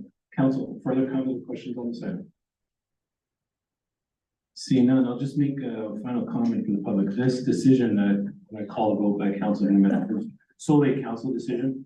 I just wish that any comments, you support or don't support, this isn't staff. Staff is following the policy that this council has enacted, whether it's notification or otherwise. Staff is just following the policy that our council has brought forward. They are not the bearer of bad news. That solely sits with this council. I just ask that for respect and decorum with our staff, please. Council, we have a motion before us tonight. I have a move from the seconder. I have no further comments. I'm going to call for the vote. All in favor? And opposed? And that carries. Number 12 is matters for consideration. 12A is a purchase of replacement of fire tanker truck, FES 2023-06. That purchase of a new 2023 tanker from Commercial Trucking Equipment Company in the amount of $668,990 plus HST be approved. I'm going to turn to the fire chief. Do you have any further comments other than what's in your report that you'd like to highlight for council tonight, sir? Oh, they're gonna be your next election. Thank you, Your Worship. I don't have anything further other than, we look to see what the options we have as far as availability for equipment. The quick turnaround within the parameters that we can find and the best value that we can. This is it's basically the same as an RFQ that we put out a couple of years ago. Here's the truck that happens to be available, and with the skyrocketing prices of these vehicles, that's why I brought it forward as a person here. Thank you so much, Chief Renaud. Council, comments or questions on this motion before us? Seeing none, I'll look for a mover. Councilor Vandenbonker, second. Councilor Marshall. No further comments or questions. We'll call for the vote. All in favor? And opposed? And that is carried. Councilor Vandenbonker just gave me some advice that maybe people aren't aware of what just happened in our previous motion. That motion carried. What that meant was what was on the agenda as I read out, that vote carried. There'll be one other opportunity this evening that will be heard. That's in the bylaws. And that will be another opportunity that will be before council tonight. Worship, sorry if I may. The memo that the director provided was just information about how notice was delivered. So later in the agenda, we will deal with the committee of the whole reports. And in there's a recommendation from Planning and Development Services section pertaining to 200 Fox Street. At that point will be the vote on whether it moves forward to the bylaw. the report that council just addressed was just information about the notice, and I know we talked about other things, but that was. Thank you, Ken. And that's what I'm just stating. It was just what was on the motion for the consent agenda item. That's what the council discussed tonight. I moved on to 12B is Winterama operating budget, RCS 2023-24, that an $8,290 increase be approved in the 2024 Winterama operating budget to allow for timely and effective event planning. Look for a mover. Councillor Waters, second Councillor Rush. Further comments or questions by the members of council? Seeing none, we'll call for the vote. All in favor? And opposed? And that is carried. 12C is a memo from the clerk regarding the ombudsman's report investigation regarding the Crony Airport Task Force meeting. The council accept the recommended actions proposed by staff related to the ombudsman's report. Look for a mover. Councilor Rue, second by Councilor Vadabonker. Council, have any further comments or questions regarding this? I'll just make a couple statements.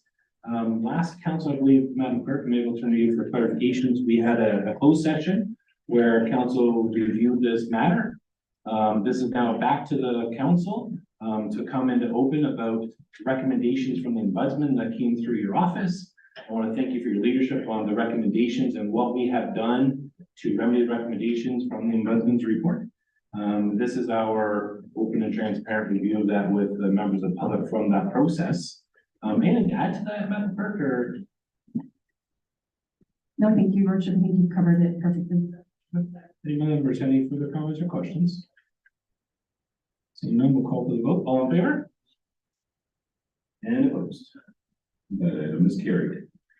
13 is presentation and consideration reports from our committee of the whole. We're going to start with our our recreation and community services section, and I'm going to turn it to Councilor Waters. Okay, Deputy Mayor, are you able to? I'll come back to RCS. Second for me the whole report. I'll come back to RCS. I'm going to go to planning. I'm going to turn to Councilor Vadabonker for the committee of the whole report regarding planning development services section. I'm just going to let the members of the public know what are we doing. At the end of our council meeting, we go into a committee of the whole report. Last month we met and we met as committee of the whole. That's when we first reviewed something. So last month we discussed several items. Councilor Vadabonker is the chair. He's going to tell us what we discussed, what the recommendations were. So that's what he's bringing forward tonight. And the recommendations coming forward. Councilor Vadabonker. Thank you, Worship. So at the October 11th Planning and Community Development Services section meeting, committee received 5 items that were on the consent agenda. Committee dealt with one item, and that was the rezoning at 200 Fox and 2 Hope Street.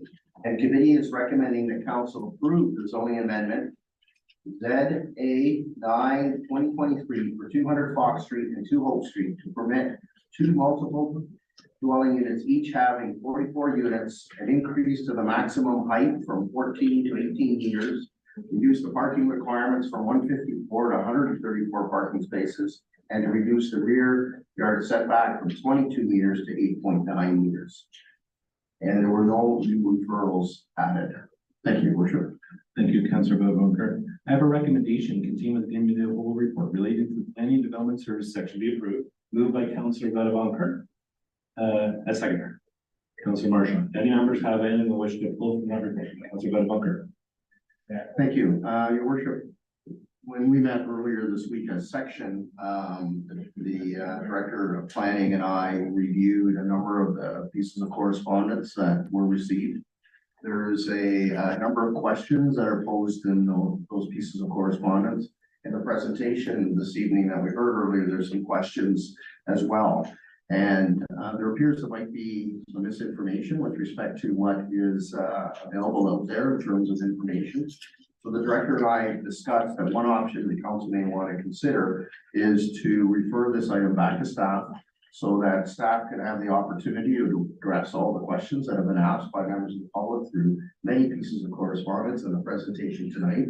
And we can consider a report at the next meeting that addresses all those questions. So I want to put that forward as a motion. I know that we put the other motion on, but I'm putting a motion, if I can get a seconder, to refer this back to staff so that staff will have the opportunity to review and respond to the various questions that have been asked about this. proposed development. Okay, Councilor Bunker, we do have a motion on the committee of the whole report. What we'll do is we'll pull this one piece out and we'll look at this separate motion. We'll do the other items inside the committee of the whole report. Is that fair? Sounds good. Okay, so what we'll do, can you just, do you have that number, that committee of the whole report you want to pull? Do you have that handy? If not, I'll turn to the clerk. Thank you, Your Worship. I have it as item D5, but I'm just looking, sorry, just for the number here, 8B5. Thank you. All right, council, so we have a mover and a seconder for the committee of the whole report regarding planning and development, minus the referral, the item that Councilor Bunker called out, which is 8B8. So on the remaining items inside that report, do any members have any comments? Just so the members of the public are aware of what we're doing. The motion is that the recommendations contained in the committee of the whole report relating to plan development services section be approved. I have a mover and a seconder, minus the item that Councilor Bunker wants to speak to. I have a mover and a seconder. We're going to call for the vote. All in favor? And opposed? That is carried. Now, Councilor Bunker, you pulled item 8B8. I believe you have a motion you want to bring forward on the floor. Now's the time you can bring that motion forward. Thank you, Worship. Well, I'd like to bring the motion forward that this report be referred back to staff so that staff can have the opportunity to address the many questions that have been asked, the written correspondence and the presentation tonight, and come back to council with a report with the answers to these questions. Thank you, Councilor Bunker. I'm going to look for a seconder on that. Second by Councilor Baru. Any further comments or questions by staff? Or sorry, by council? Further comments or questions? I see. Council have any further comments or questions? Yep. All right, COEs. Thank you, Your Worship. I did just want to make council aware, and the Madam Director can correct me if I'm wrong, just so that council has all the information when they're making a decision. And I believe that this conversation was had earlier this week.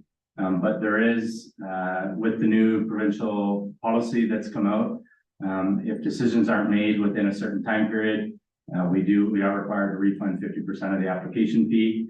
It's a nominal $2,500. And I believe the decision date is November 27th or 28th, and I'm kind of looking at the director here to confirm.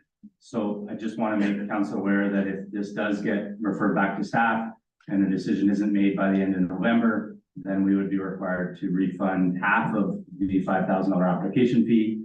And then I think if there's another 30 days beyond that, then we're required to refund the full $5,000. So just in an effort to be open and transparent with members of council.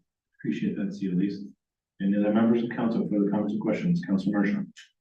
So when the staff report comes back to answer questions, will we then voting on the motion in terms of the zoning bylaw? And that will be all addressed in one last presentation or decision in that report?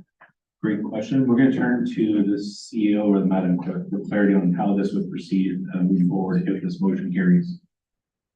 Thank you, Your Worship. It's my understanding that Councilor Badabon is looking for this item itself to be referred back to staff. I understand that would mean the request is for the director to actually update that report to include to answer some of the questions that have been raised since the original report was written, but I would look for clarity from Councilor Badabon to see if that's the intent.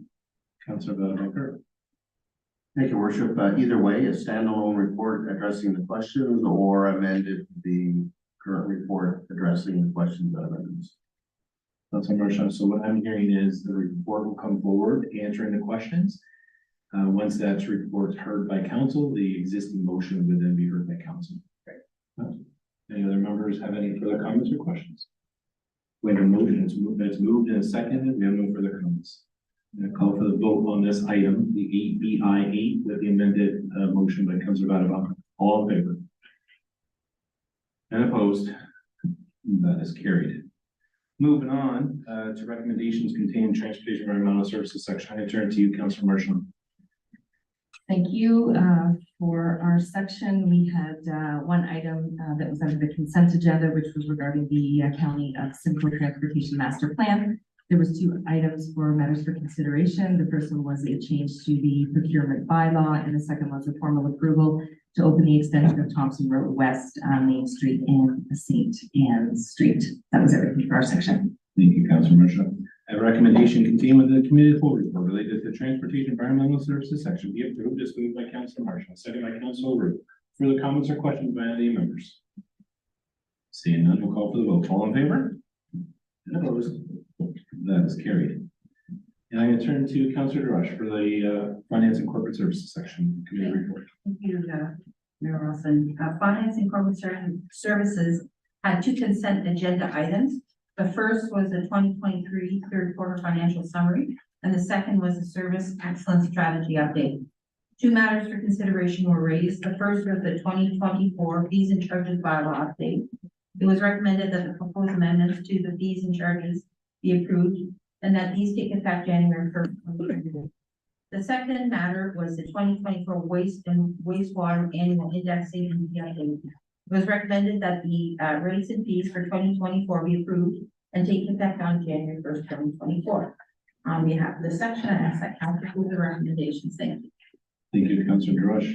So we have recommendations contained within the committee of the whole report related to Finance and Corporate Services section be approved. This moved by Councillor DeRush. That second, Councillor Deputy Mayor LaRose. Further comments or questions by any members?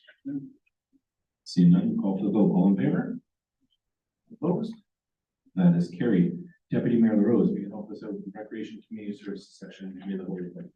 Thank you, Your Worship. I think the reason you caught us off guard is we had nothing on last month's agenda, so there was nothing in our notes. So at that point, I would just say we accept what we have. And for clarity for the members of the public, there would have been nothing, but we would have referral items, so we'll still bring that forward. I have recommendations contained within the committee of the whole report related to the Recreation Community Services section be approved as moved by the Deputy Mayor. Seconded by Councillor Waters. For the comments or questions? Seeing none, we'll call for the vote. All in favor? And opposed? That is carried. Thank you, Councillor Vadabonker, for the clarification for members of the public tonight. I'm just going to restate what just happened. After our announcement, we're going to move into committee of the whole. Committee of the whole is where we do a lot of the debate and discussion. After we discussed it, so last month we discussed it, it comes forward tonight for us to rediscuss and then make a final decision. All these reports that you heard councilors bring forward, what we discussed last time, Councillor Vadabonker brought his planning development services section forward. And he said, one item I'd like to talk about. And he made a secondary amendment, which we then discussed. And that amendment said, we want more information. So just so you understand how the system works, that's what we did tonight. I'm moving on to item 14, presentations and consideration of the report regarding special committees. We do not have any. 15 is motions, which notice has previously begun. We do not have any. 16 is notices of motion. Do any members of council have a notice of motion? Seeing none. 17 is consideration of bylaws. Before I read them all, is council okay with 2023-67? That item's been deferred based on Councillor Vadabonker's recommendations. Everyone good with that? Okay, so that's deferred 2023-67. Before I read all the bylaws, anyone want to pull a separate bylaw for further discussion? Okay. So the motion is that the council of the town of Penetanguishene introduce the following bylaws. Bylaw 2023-64, a bylaw to appoint the municipal bylaw enforcement officer for the town of Penetanguishene, the harbor master and road patrol human operator. Bylaw 2023-65, a bylaw amendment to appoint municipal law enforcement officers for the town of Penetanguishene Public Works Department staff. Bylaw 2023-66 being a bylaw to appoint the position of hearings officer for the purpose of administration of administrative monetary penalty system within the town of Penetanguishene. Bylaw 2023-68 being a bylaw to establish a public highway, Thompson's Road West connection. Bylaw 2023-69, bylaw to establish and approve the fees and charges of the town of Penetanguishene. Bylaw 2023-70 being a bylaw to amend the town of Penetanguishene water regulation bylaw 2015-64 with 2024 rates and fees. Bylaw 2023-71 being a bylaw to amend bylaw 2022-49, a bylaw to establish a procurement policy for the corporation of the town of Penetanguishene and to repeal bylaw 2018-12. And that the bylaws be read a first time, deemed to be read a second time, and a third time and carried. I'll look for a mover. Councillor Marchand, seconder. Councillor Waters. Further comments or questions?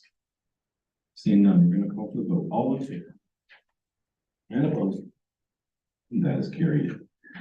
Number 18 is our County of Simcoe update for members of the public. The mayor and deputy mayor sit on county council. Simcoe County is comprised of 16 municipalities. We have nearly $750 million budget. So we are the directors at the county council. We think it's important to know what happens at county council. So we sit there and deputy mayor reports back to members of the public about what's happening in the county of Simcoe. Deputy Mayor. Thank you for that, Your Worship. After all that nice explanation, we had a very mundane meeting on Tuesday. It was a lot of housekeeping items. But on Thursday, we had an all concerning the budget. So they walked us through the preliminary budget, reminding us of all the services that they do throughout the county. It was a very good session and very informative. So we'll be able to report back, I would imagine, before Christmas that the county council budget will be done. Thank you, Deputy Mayor. And this hasn't been approved, right? We still have a few meetings to go, but I was pleasantly happy at our last budget hearing that the ambulance that's located in the town of Penetanguishene is slated in the budget to become a fully staffed 24-hour vehicle. So if that passes the budget process, that's gonna be great enhancements for North Simcoe, but we still have more steps to happen. So it hasn't happened, we're starting the process. I'm gonna move on to 19th, announcements and inquiries. Do any members of council have any announcements or inquiries? Deputy Mayor. I have two, your worship. One is council staff and the public to know that we have hired a new airport manager by the name of Craig Jules. So if you see somebody out and about that's new at the airport, that's him. The other one is an inquiry, and I would like to have an inquiry. I don't know who's gonna know, probably the CAO. Earlier this summer, yourself, CAO, and myself, we met with the Solicitor General about our policing at the super jail, costing on that. And I know some meetings were arranged and never followed through, and that happened and happened. Now I believe it's about 4 months have gone by, so I'm just wondering if we have any update about where we are. I'll start. We have sent correspondence, which has been on our council information package. We have not had any further follow-up, or we had a committed meeting.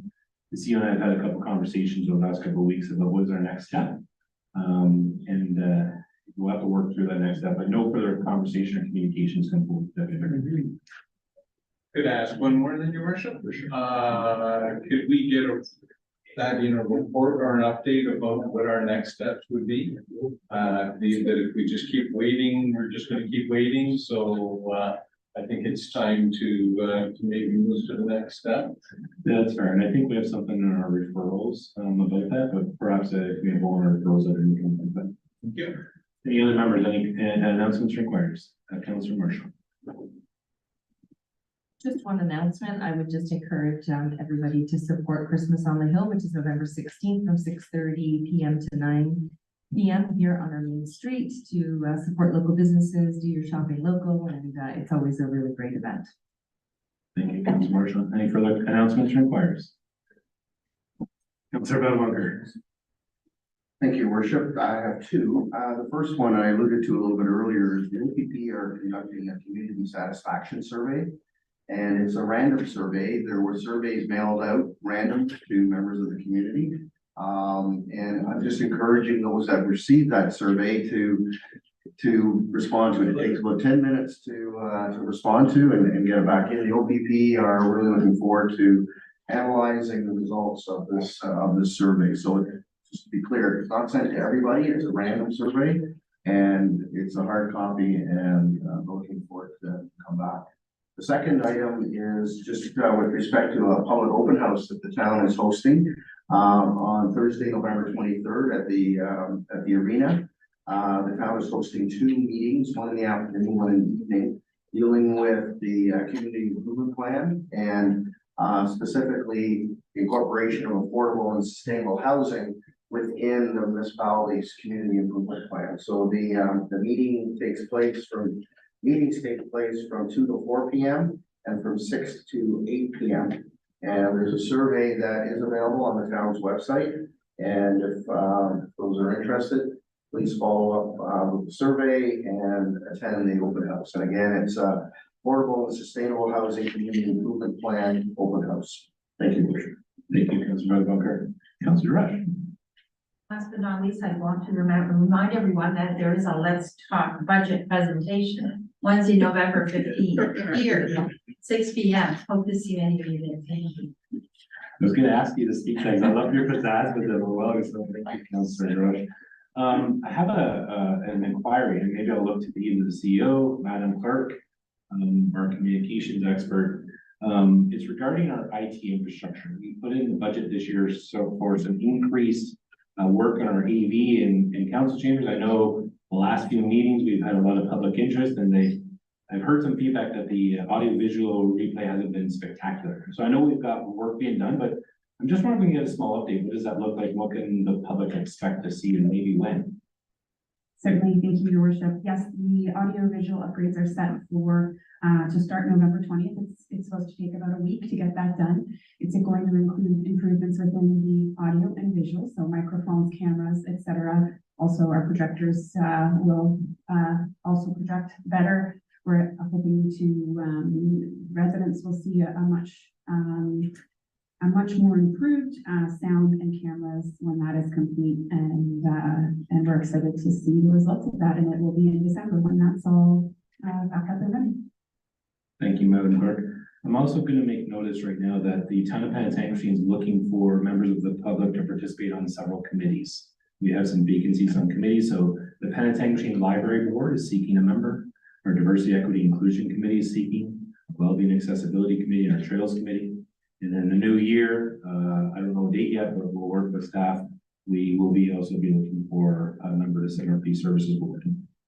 So there are openings right now.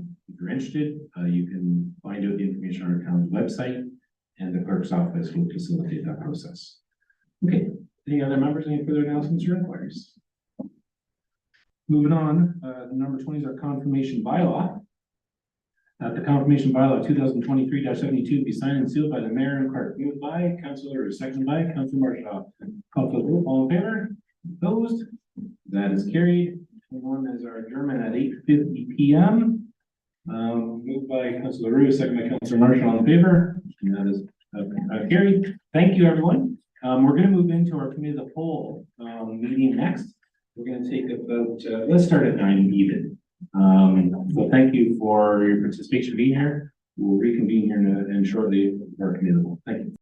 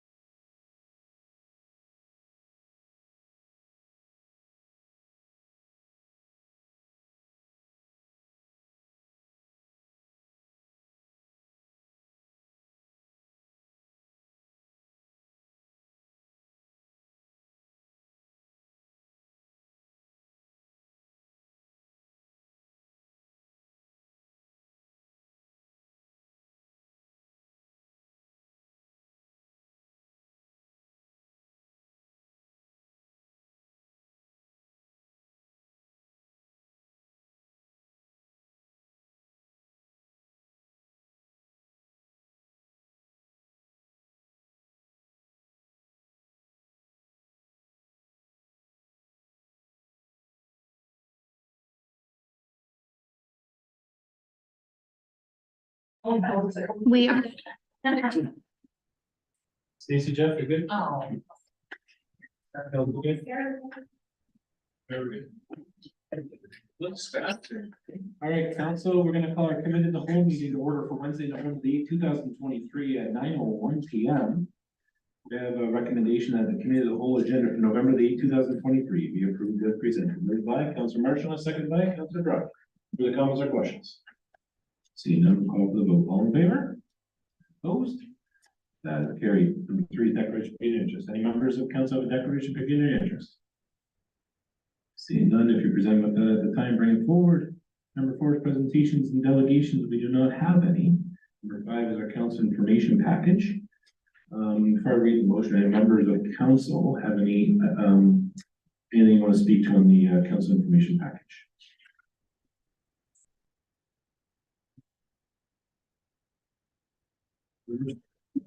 Okay, I have a few. On the council information package for October the 18th, 2023, item 1A, it's a report regarding the CamSafe program. I just want to speak to that for a second. Councilor Badabunker, you and I had this brought forward at our last police services board. Our detachment commander, Pittman, brought this forward. Something that he's advocating, asking our council to support. The CamSafe program is basically an opportunity for residents to enlist in this program that enables the police to utilize cameras at residents where they suspect there may be crime committed in that area. Now, Detachment Commander Pittman made it very clear, they're not gonna be watching you. They're not gonna be getting on your camera and watching you, bathe the kids, brush your teeth, and cut your grass.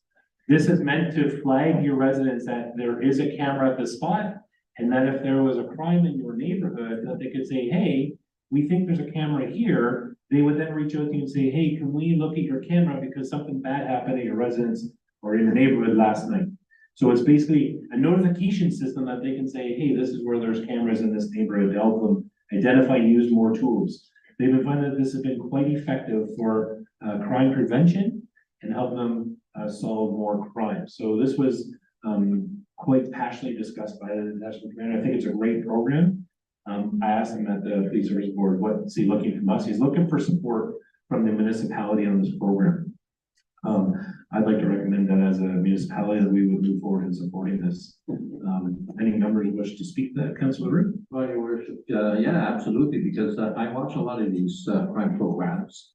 And you know that a lot of these crimes are solved from these cameras and where I see a lot of them is like, for example, the cameras on parking lots at Walmarts and different even homes on certain streets. So I agree that it would be a great thing.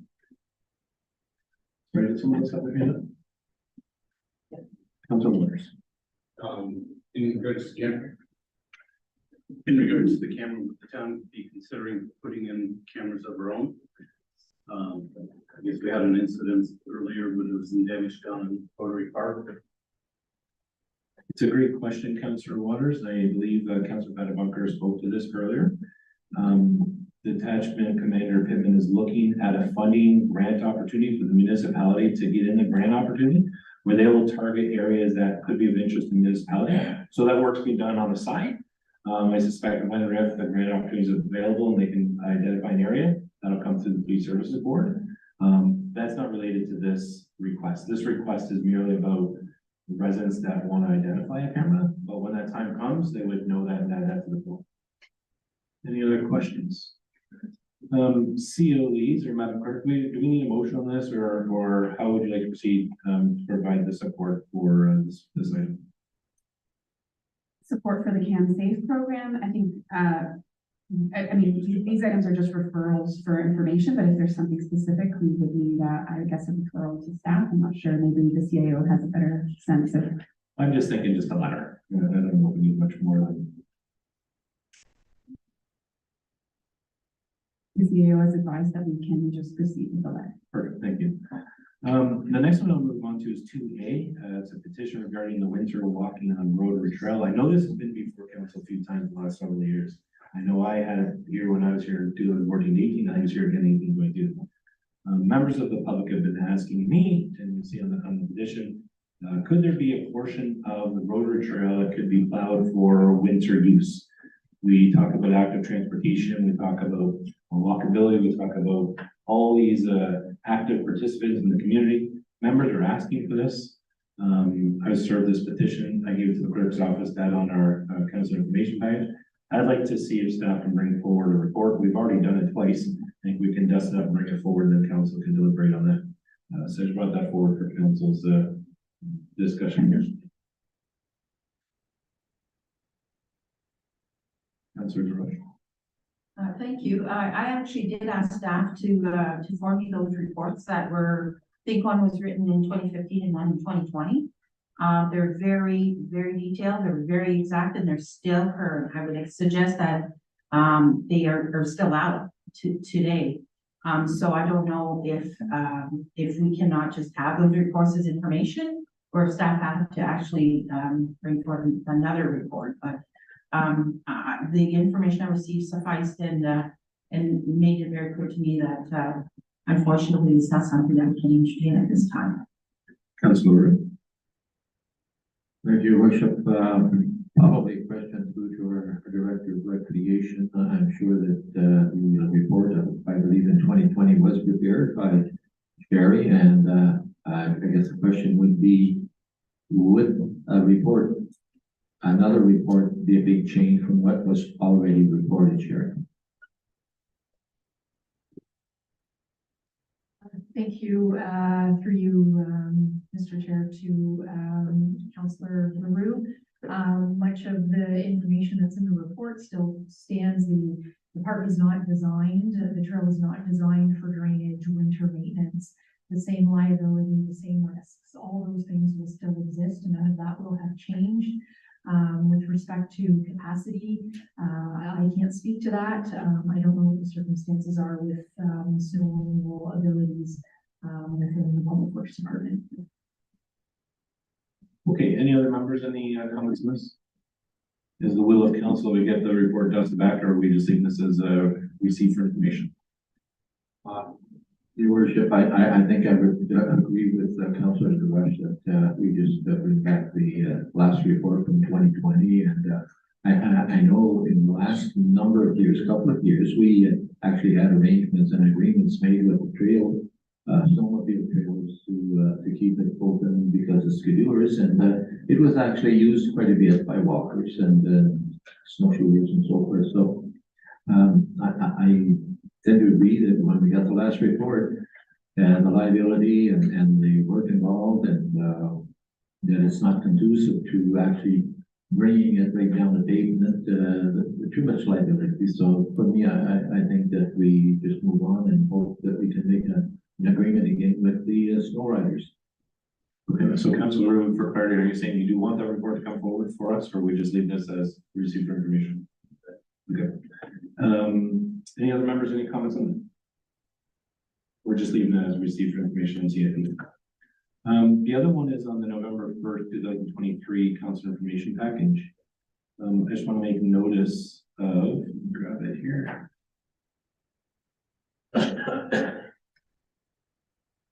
Item 4A from the Town of Parry Sound, request to allow automated enforcement systems on all roadways.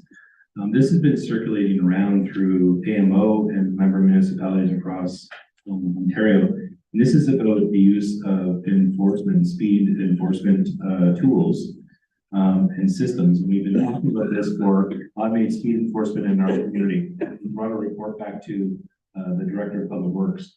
Right now, automated speed enforcement systems can only be used in community safety zones.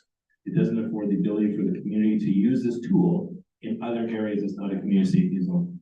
So the Town of Parry Sound and other municipalities have been bringing forward this motion to support that the Ministry of Transportation amend the Highway Traffic Act.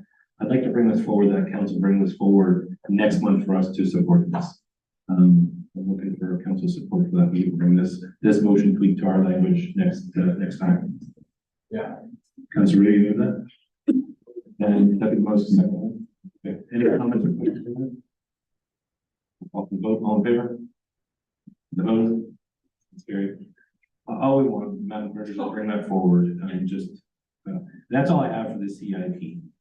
So we have a recommendation, the council information package having given due consideration be received for October the 18th, 2023 and November the 1st, 2023. It's moved by Councilor Marshall, second by Councilor. Any further comments or questions? Seeing none, we'll call for the vote. All in favor? And opposed? That is carried. 6A is our transportation environmental services section. I'm going to turn the chair to Councilor Marshall. Thank you, Your Worship. So under consent agenda items, we have two items that that are being brought forward under the consent agenda. That the following items under the consent agenda, having been due considered, be received for information. One is the Midland Penetanguishene Transit Committee minutes from the Tuesday, June 13th, 2023 meeting. And the second item is the Midland Penetanguishene Transit Ridership Quarterly Update for Q3 2023, RDS 2023-13. Can I get a mover to that? Deputy LaRose, seconder. Councilor Durush, any comments or questions you're asked to forward from the consent agenda? Seeing none, all those in favor? Opposed? None. Motion carried. Thank you very much. Matters for consideration. We have one item this evening. Proposed 5-year prevention road maintenance plan, RDS-2023-14. The recommended action is that the proposed 5-year prevention road maintenance plan be approved in principle, and that the proposed funding increase to the plan be brought forward for council approval during the 2024 budget process. Can I get a mover? Councilor Durush, seconder. Councilor Betancourt. So just high level with regards to that report that's being brought forward, it is looking to, there is an increase that is being proposed to that plan, and it's kind of twofold to continue to increase and focus on our road maintenance for longevity, and also to address the inflationary increase over the next few years as it relates to expenditures and what we're starting to see in terms of cost increase. Any additional questions about that particular report? Yes, Councilor Betancourt. Thank you, Madam Chair. Excellent report. I really appreciate receiving it. It's nice that we're able to increase or to have the increase considered as part of the budget process. I have a question for the director because it's being posed to me, and that has to do with the resurfacing or reconstruction of EL Street. We were fortunate this past year to see Boulay dug up and re-asphalted and Richelieu Street redone, but the street in the middle, in between the two, the L Street was not done. So I anticipated that it would follow probably a year later or 2 years later, and I didn't see it on the list. So I was just wondering what's the plan for the L Street, because I'm getting asked as I often do. Thank you, through you, Madam Chair, to Councilor Betancourt. While it isn't proposed in our 5-year plan as it stands this year, Councilor, we do review it every year and reflect, changes in the system, the road network. Roads deteriorate at different levels, so there are updates that do happen on an annual basis. So the 5-year plan as it stands right now may not be necessarily the same 5-year plan that you see a year from now. So we'll take those comments back and have our road supervisor review that along with others for consideration. Thank you. Any other questions from council? Seeing none, can I get all those in favor? Approved. Opposed? None. Motion carried. Thank you. Item C, referrals to upcoming agenda. The Transportation Environmental Services section endorse the following addition and existing referrals to upcoming agendas and staff. Item 1, stormwater management best practice and engineering standard that has been updated to Q4 of 2023. Traffic calming measures on roads and sidewalks with a priority of streets with no sidewalks. That will be coming back to us in Q4 of 2023. RV pump station to empty black water holding tanks, Q4 of 2023. And then culvert policy will come in Q1 of 2024. Can I get a motion to support that, to move it? Deputy LaRose, seconder, Councilor Waters. Any addition or additional comments or anything to be added? Seeing none, motion, all those in favor? Motion passed. Thank you. Question period from the public and media. there anyone online dying to ask a question? We have no one online. Thank you very much. Back to you, your worship. Thank you, Councilor Marshall. Moving on to 7, section B, recreation and community services. Right at you, Councilor Waters. Thank you. Tonight, recreation and community services, we have 2 items on the consent agenda. And this is the motion reads the following consent agendas having been given due consideration be received for information. The first being the community and well-being committee minutes from August 17th, 2022. And the second one being the Tourist Information Center 2023 summary, RCS-2023-25. Anybody who'd like to have a second on that? Yeah. I'm sorry? I'm gonna move that subject. And while you should, you had a very productive meeting. We did. So seeing nothing, I guess we'll ask for a mover. Councilor Rush and seconder Councilor Marshall, all in favor. And we have a winner.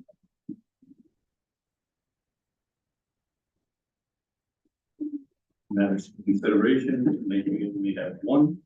It's a rather lengthy one. There's multi-use recreation center.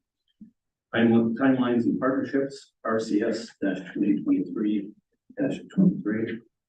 And the recommended action is that this report be received information and back to councils.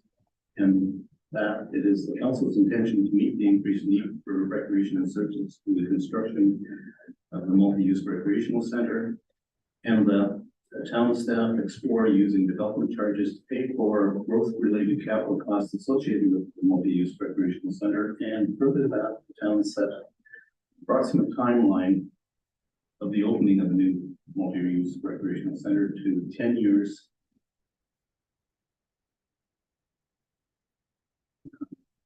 To be 2033. And finally, that the town begin work in 2024 to solicit proposals for all the potential partnerships with the establishment of the new multi-use recreational center. I have a mover, seconder, Bernie Sagan. Rushing Councilor that offer. Favor. Discussion. One discussion. Open it. We need to discuss. Any questions? Councilor Van Holder. Thank you, Mr. Chair. Another excellent report. I really appreciated receiving it on this month's agenda. A lot of information in the report. A couple of questions, if I may, Mr. Chair. The first question has to do with the section dealing with the timeline. And it talks about the defined timeline impacts certain things. And I know the financial component is discussed later in the report, but when I was reading the report and I saw capital planning, workload and partnerships, and then I didn't see financial planning, I went, oh, and then you go later on in the report and you see financial impacts, because that is going to be critical, Mr. Chair, in terms of our ability to be able to afford this new facility. 10 years, I think, is 10 years is a good time frame. I think it's ambitious, but as alluded to in the report, it's subject to review and whatnot. But I think to pick a time and to indicate that it should be part of the development chart study is a good thing to do. So that was my one comment. If I may continue, Mr. Chair. Absolutely. Just with respect to the section dealing with the structural and building condition assessments. It talks about how these assessments are diarized for 2024 in the council plan. And I'm just wondering if the assessments is not only going to include the structural, which is outlined here, but the mechanical systems of the buildings. It talks about a full building condition assessment. And I didn't through reading the report, understand if it's just going to be structural or it was going to be structural and mechanical components of the buildings are going to be fully assessed. Mr. Chair. I think we'll let our director answer those questions. Thank you through you, Mr. Chair, Councilor Moncourt. I will speak to, I'm gonna let, the long-term financial planning, either the treasurer or the CAO speak to that piece. But with respect to this, the structural building condition assessments, the BCA's will include, mechanical components of the building as well. So the items such as the ice plants, that kind of thing.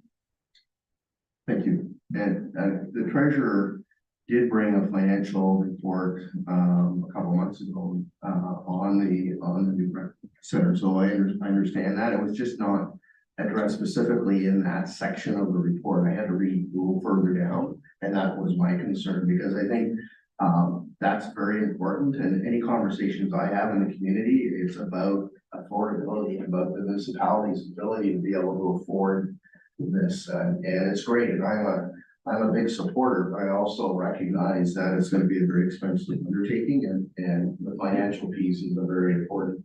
Development charges is one component, fundraising is another, maybe grants, taxation, but you know, as a treasurer outlined in the report, that's kind of the real important aspect of this as well. Thank you.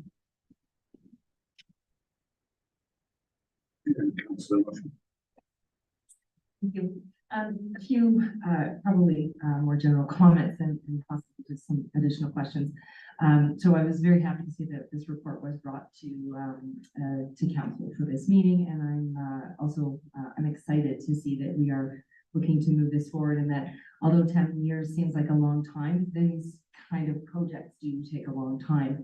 And, you know, we supported that we were going to look at various partnerships, and you know, what we've seen throughout the province of Ontario is these really neat community centers being built with lots of really neat partnerships as well. So I think this is exciting for our town. We are seeing significant development and growth, and this is what people want to be part of the community. They want to congregate and be able to have activities and sports. Although I didn't campaign on a platform, I really am about being able to live here and stay active from, you know, I don't want to use cradle to grave, but really for our youth and for those who have families and as seniors as well. So it's this is a place to gather, and it can have really quite an impact on our community. So I am happy to see these things, and do appreciate that it is a huge financial undertaking. But we have you know, neighbors who can tell us about the good and bad, and you know, the challenges with some of those investments. And as you're building these things, and this is a really great opportunity to, you know, fundraise, bring awareness, and look at different grant opportunities and partnerships, which I think is really going to be key to this. You know, being bold, and you know, this is a big change. There's a lot of change happening in our small but mighty town, and this is one of the things that will help with the attraction. And as we continue to develop and build these houses, and families move here, they want to be part of these communities as well. So I'm, you know, great report, and looking forward to seeing this progress. Thank you. Thank you. Are there any other questions? Just a question, I'm not sure if our treasurer or our CEO, but it's just to copy on what Councilor Bada-Bunker is speaking regarding the financial aspect. I'm just wondering what the plan is for long-term financial planning for the new proposed multi-use recreation center and our other assets. Like, how are we going to pull this together? Because we need to start planning for the financial plan to pull this together, because there's a lot of work we need to do on all our assets, from streets to roads to otherwise. And I think the goal of the 10 years is great, but it might be 15 years, it might be 7 years. We don't know. And I don't think we're going to know until we know what the financial impacts are on the entire organization. So I'm wondering if we might get some more understanding of that looks like.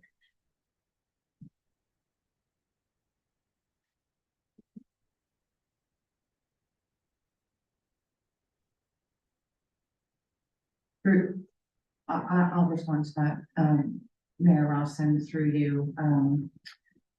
So in terms you're asking about the long-term financial planning timeframe.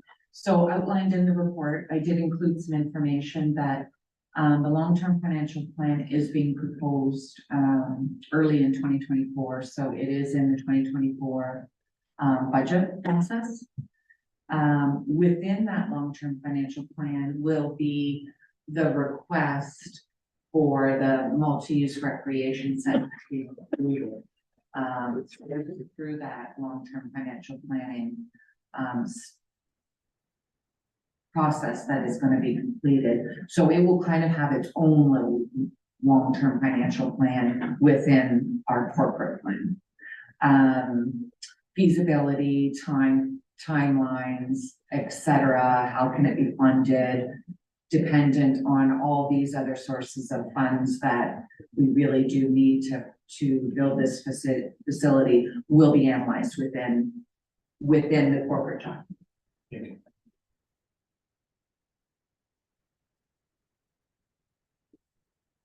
Let's go back one quick. Thank you.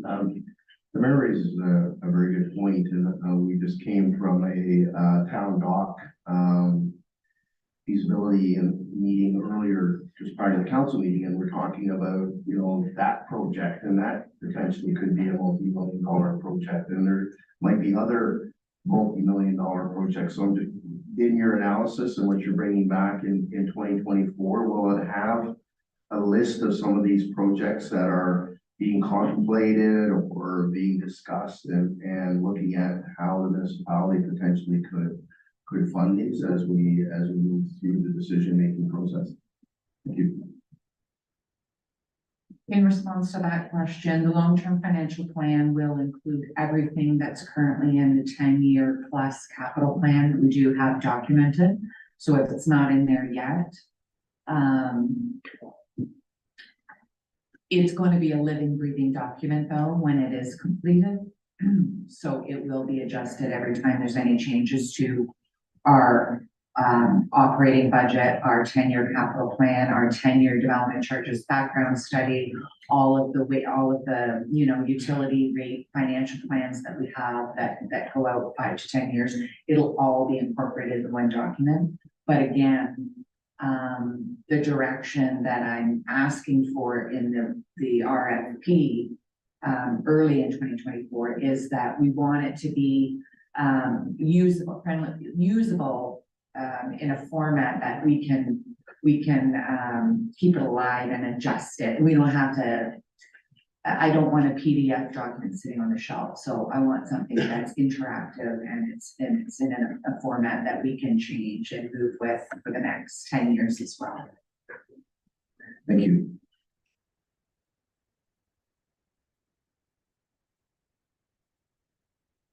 There's no more questions. I guess we're moving forward. All in favor? Winner. Yeah.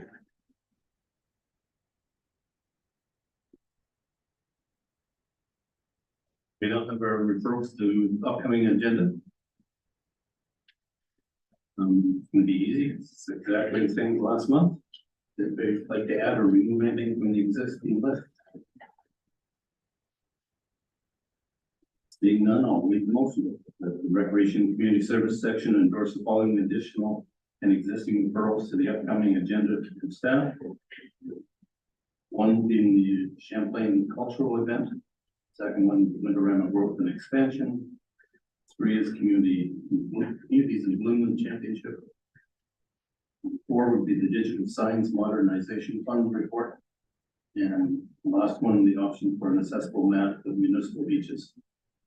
The mover, seconder for these items. The councillor direction, deputy mayor. Lose. And we'll open the vote. All in favor? All in favor. And last, we have questions from the media and public. You know, understand there's nobody on the line. And I'll pass the mayor back to our mayor. Thank you, Councilor Wonders. We're gonna move on to section 8C, Planning and Community Development Services section. I turn to Councilor Van Bunker. Thank you, Worship. So referring to section C of your committee of the whole agenda, we have 4 items on the consent agenda, memo from a planner, dealing with affordable and sustainable housing CIP.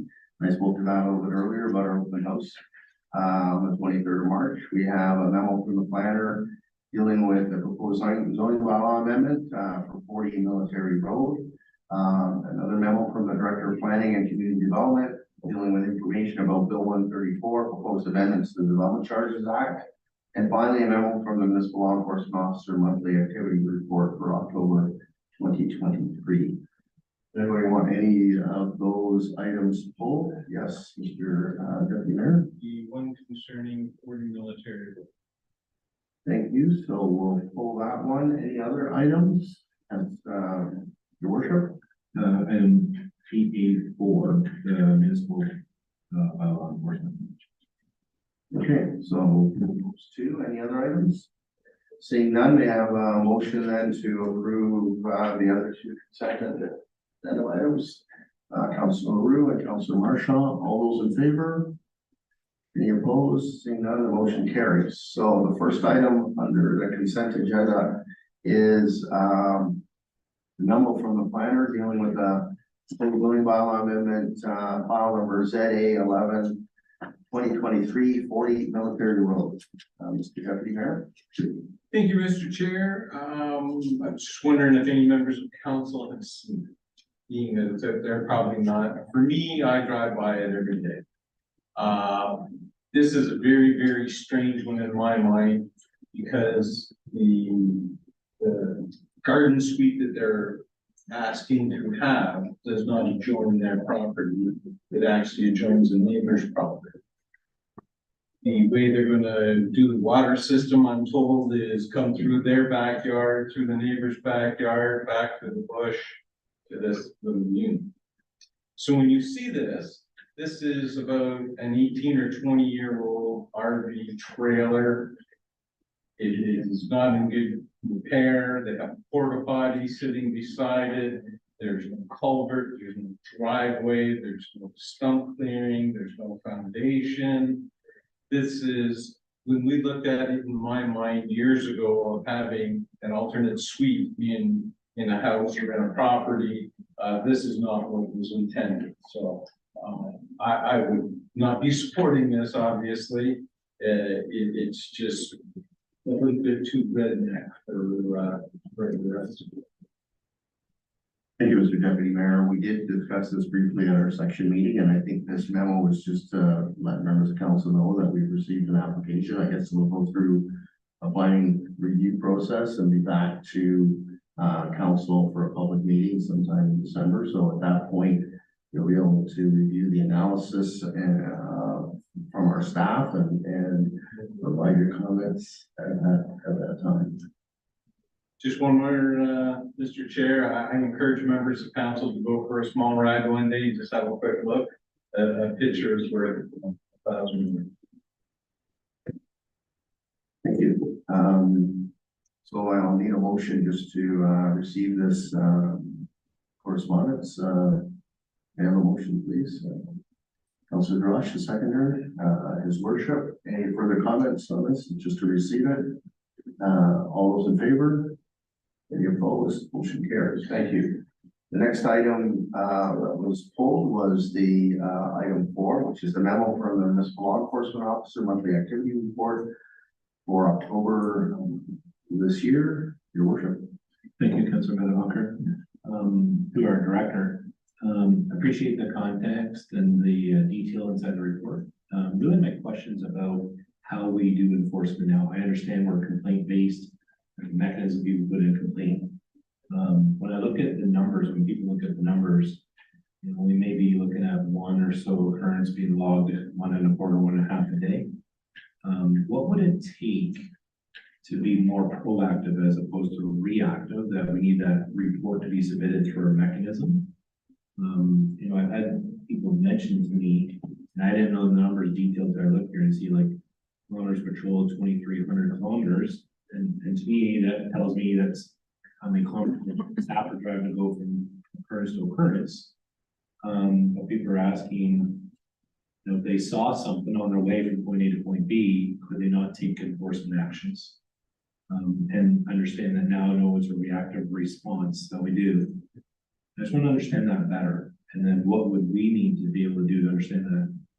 And again, when I look at the time on this time on task doesn't really provide me the understanding. So for example, if we had 38 occurrences logged, and if I put on the county app for a second, in the county, we would look at that from the ambulance service, they tell us the number of occurrences logged, but they tell us time on task. And time on task is where 40%, 50%, 60% of the time is doing an activity.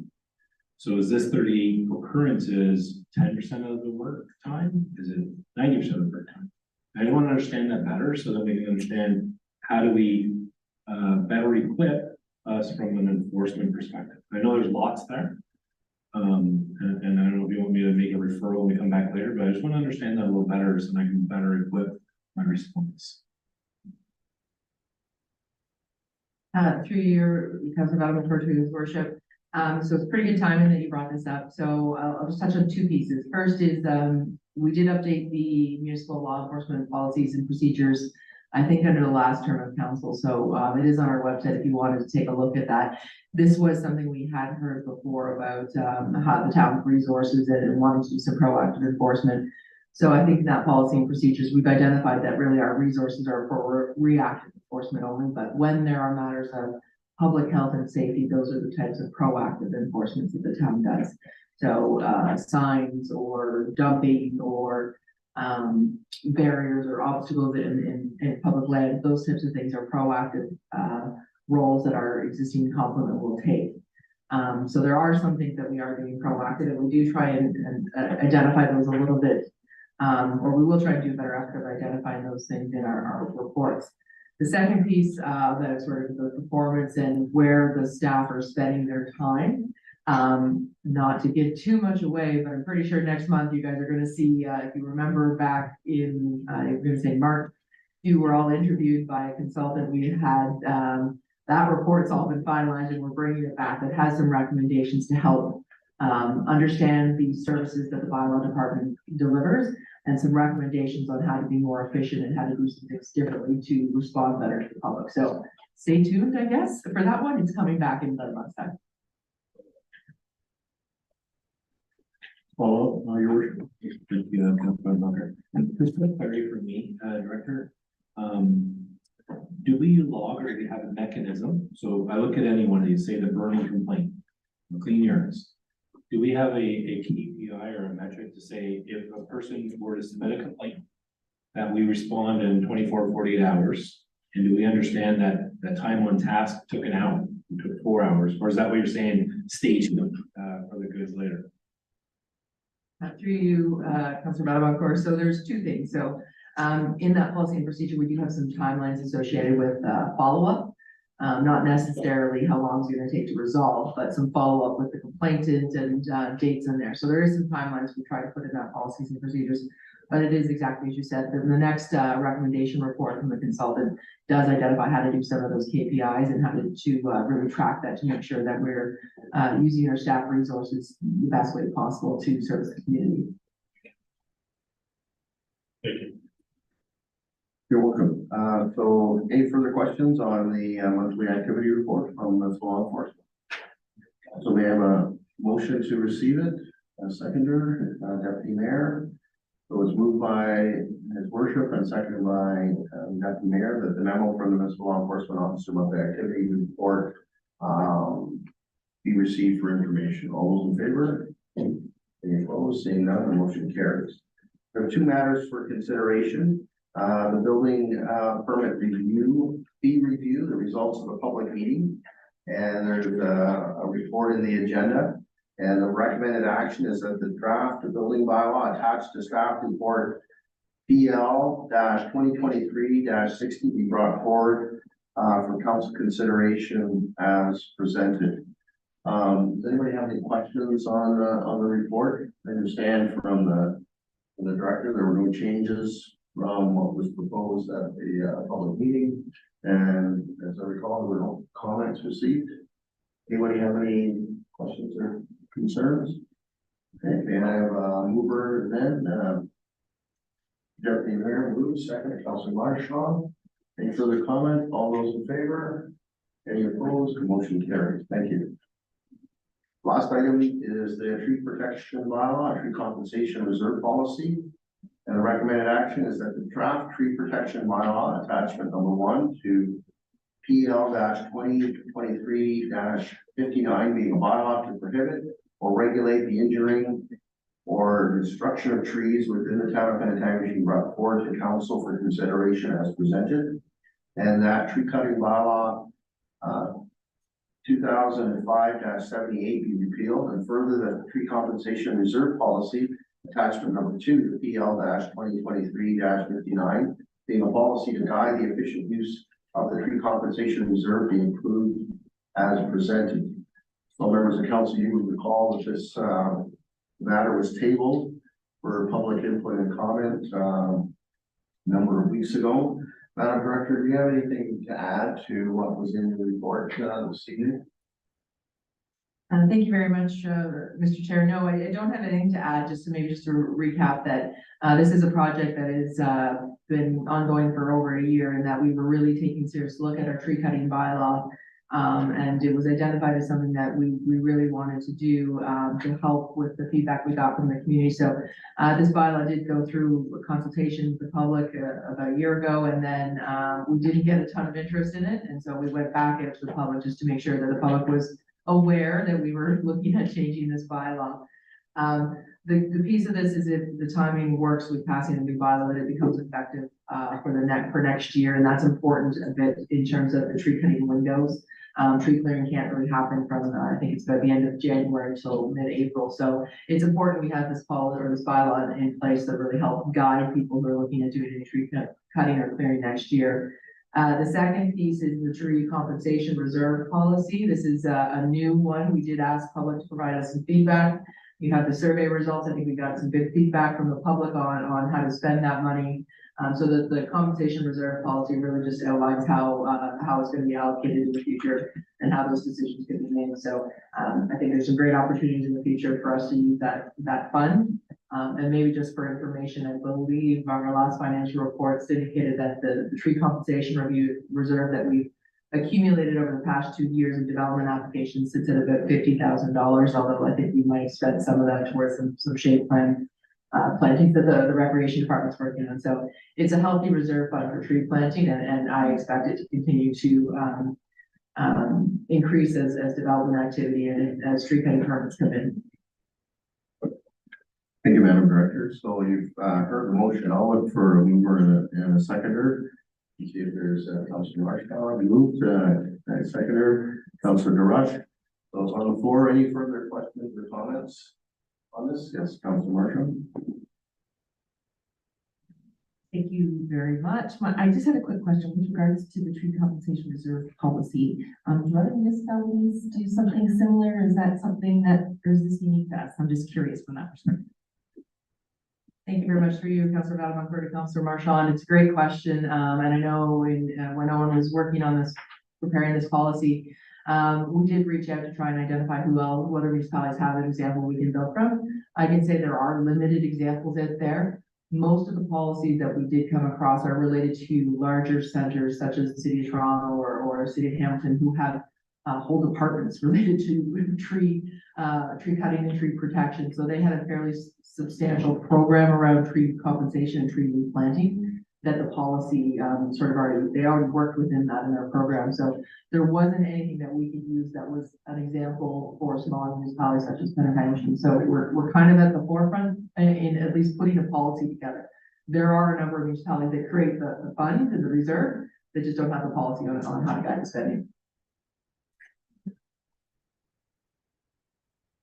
Any further comments or questions? I just have one comment, and we talked about this in section, and I think I talked about it when it came forward the last time when it was tabled.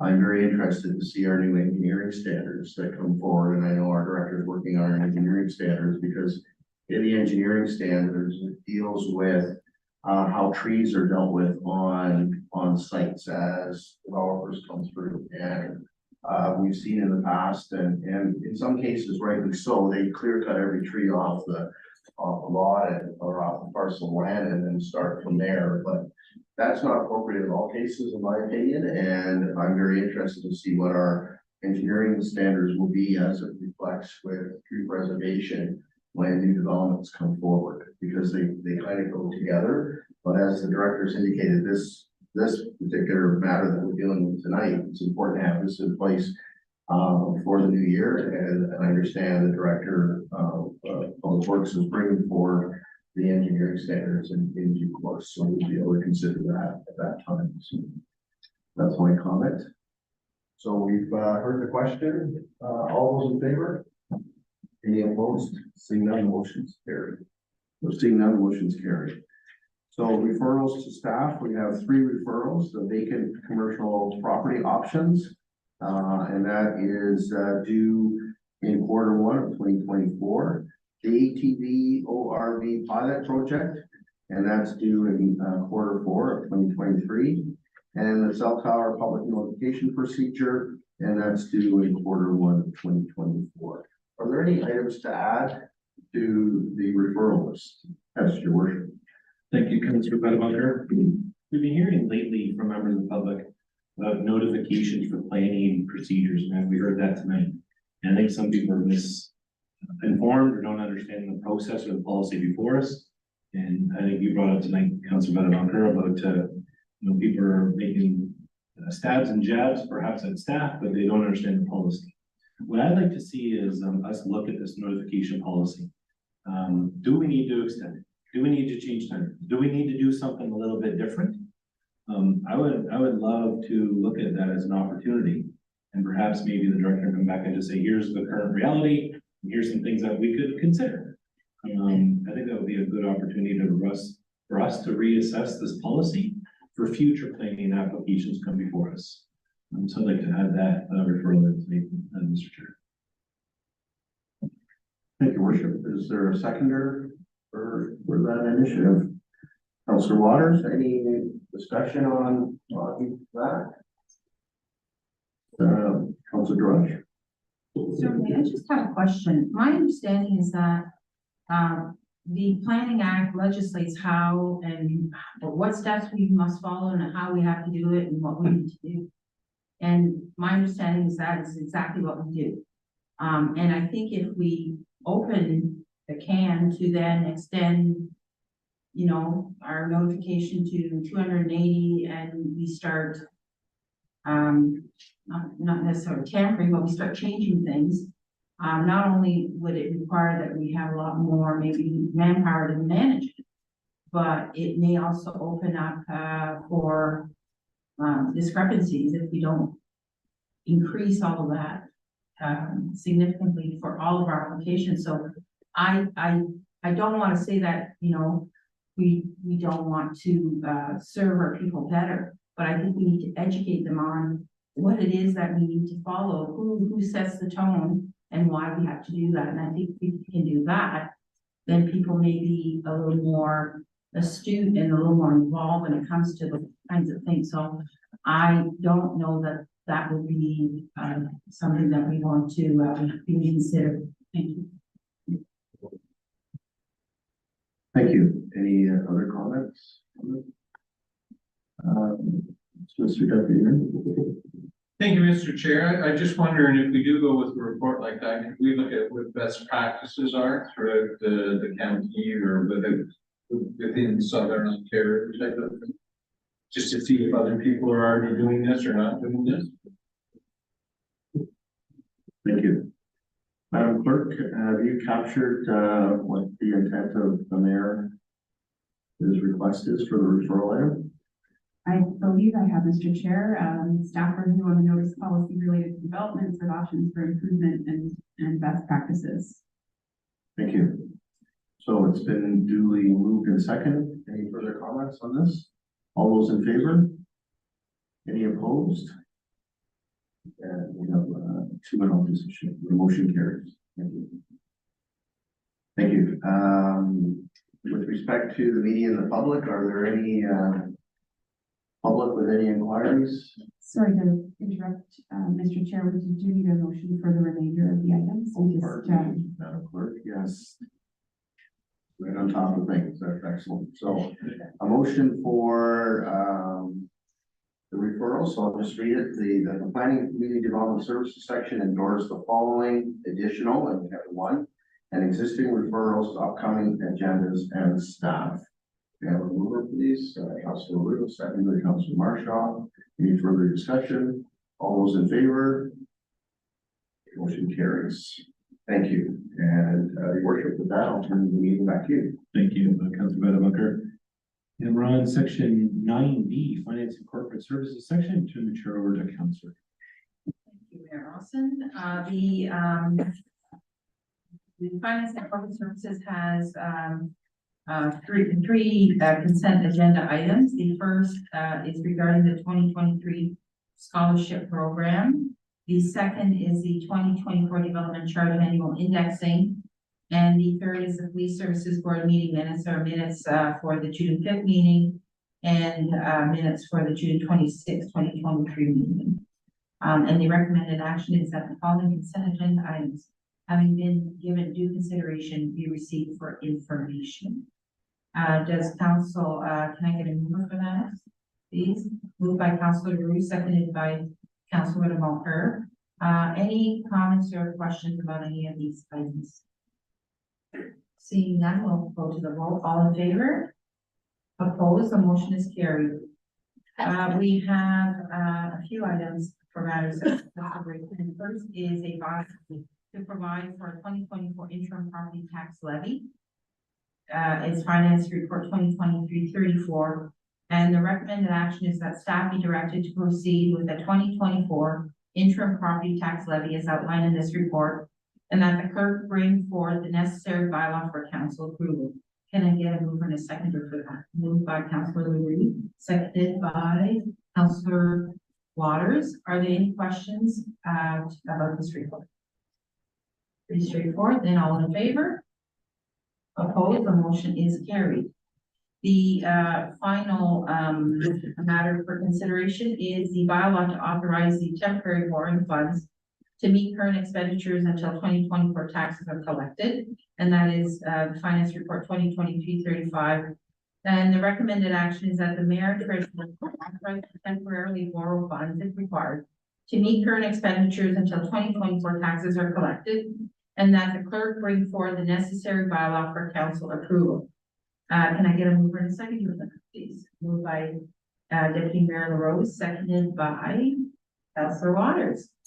Any questions or comments regarding this matter? Yes, Councilor Waters. I when I read through it, and it said that this, the town hasn't had to borrow for a number of years. I mean, it says bylaw, and I was wondering, is there any intent to, are we in a position where we may have to borrow this year? I guess is the question.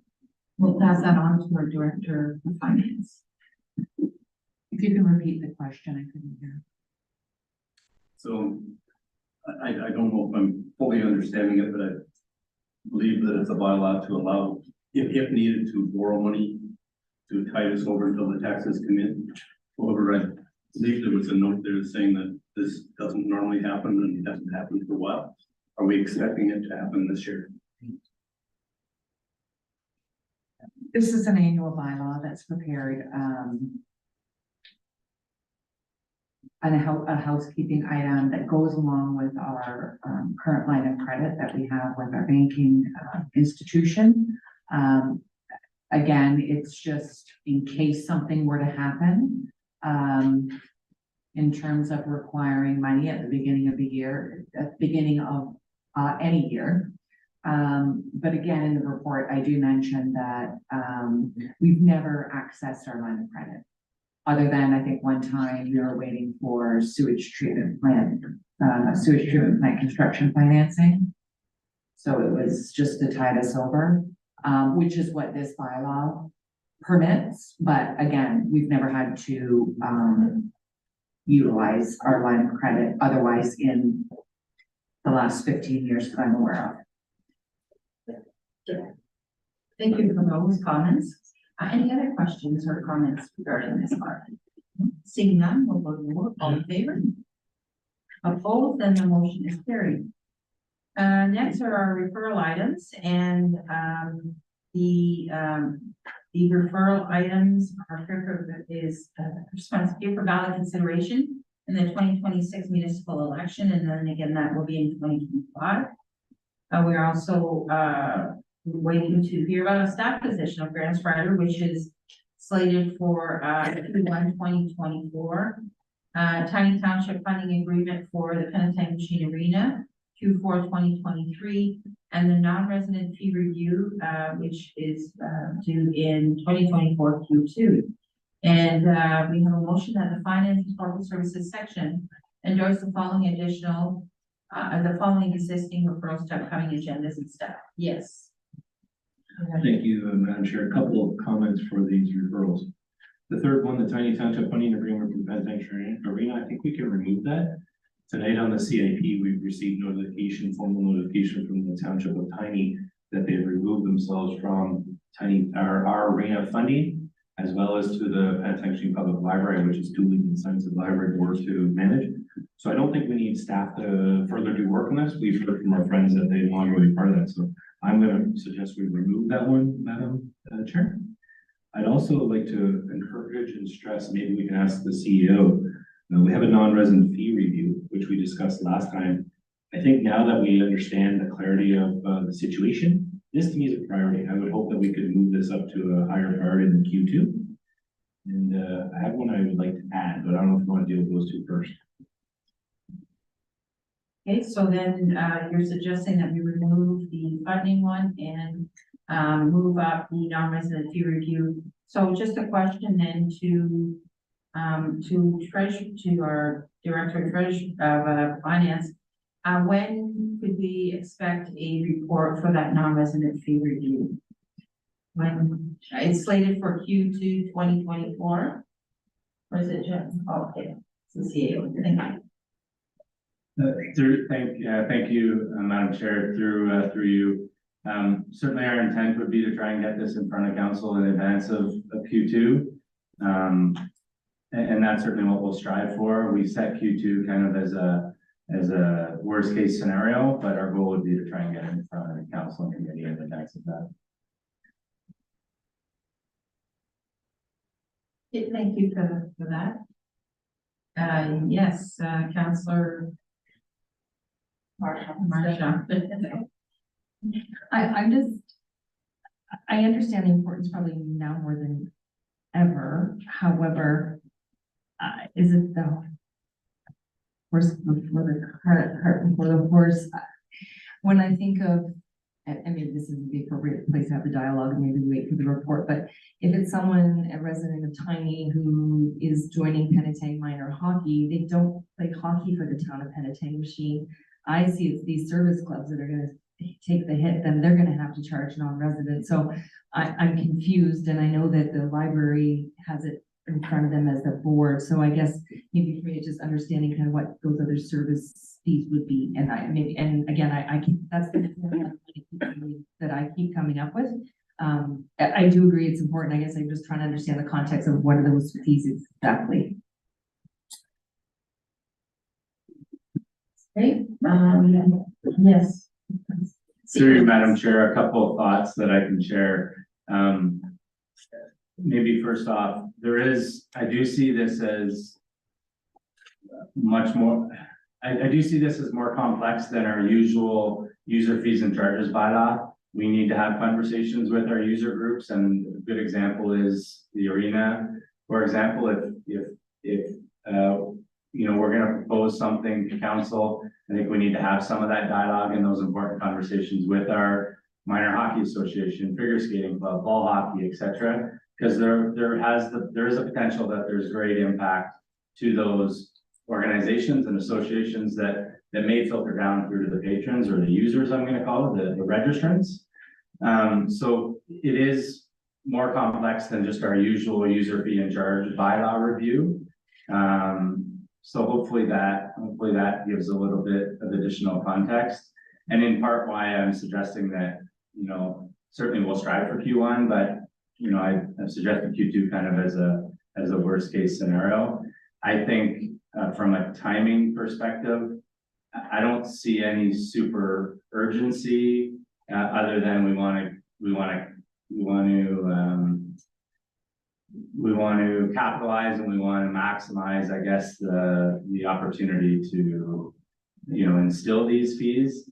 In terms of what fees we might be looking at, I think it could range, I hate to speculate in advance of bringing the report, but there's lots of other services we provide, and the splash pad comes to mind for me, that non-residents take advantage of in significant ways.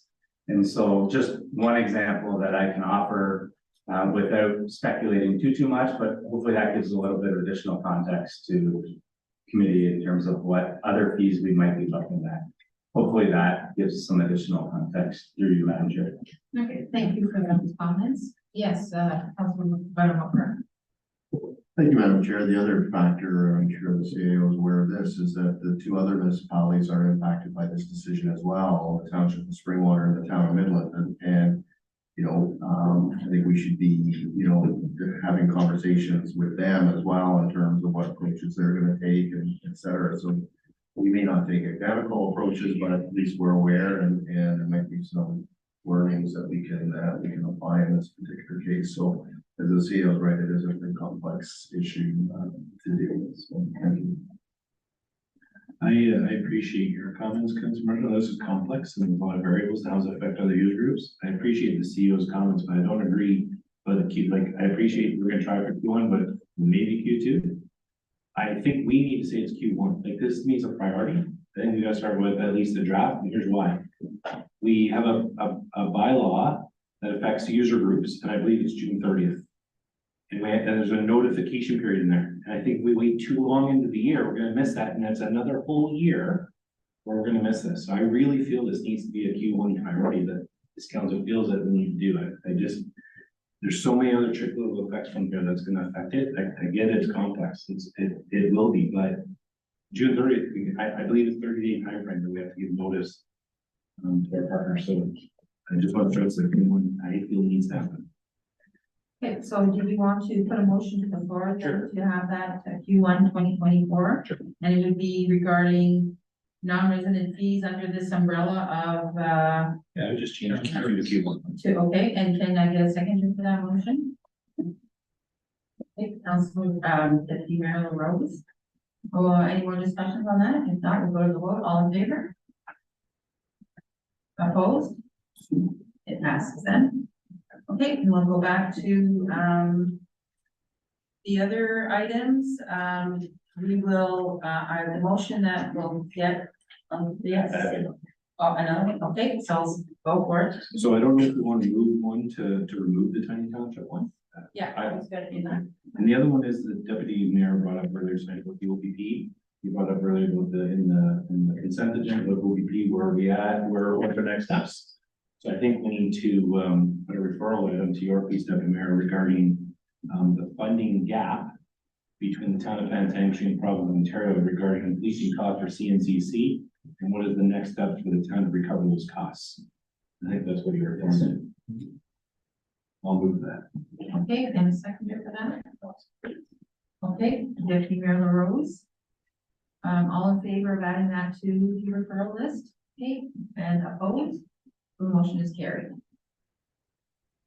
Oh, any more to bring to the table? No? Seeing none, we will, I'd like to have somebody move to remove the Channing Township funding agreement from this list. Moved by Mayor Rossin, seconded by Deputy Mayor LaRose. All in favor? Opposed? It passes. And finally, the motion that the Finance and Corporate Services Station endorse the following existing referrals to upcoming agendas and staff. So that would be the paper ballot, and it would be the staff position. And that's it for now. And of course, the non-resident fee would be Q1 2024. Can I get a move for that, please? Councillor Marchand, seconded by Councillor LaRue. And any more comments on that? Seeing none, all in favor? Opposed, the motion is carried. And I will now pass that back to you, Mayor Rossi. Thank you, Councilor Drush. Looking for a motion to adjourn at 10:06, moved by Councilor Lewis, second by Councilor Marshall. All in favor?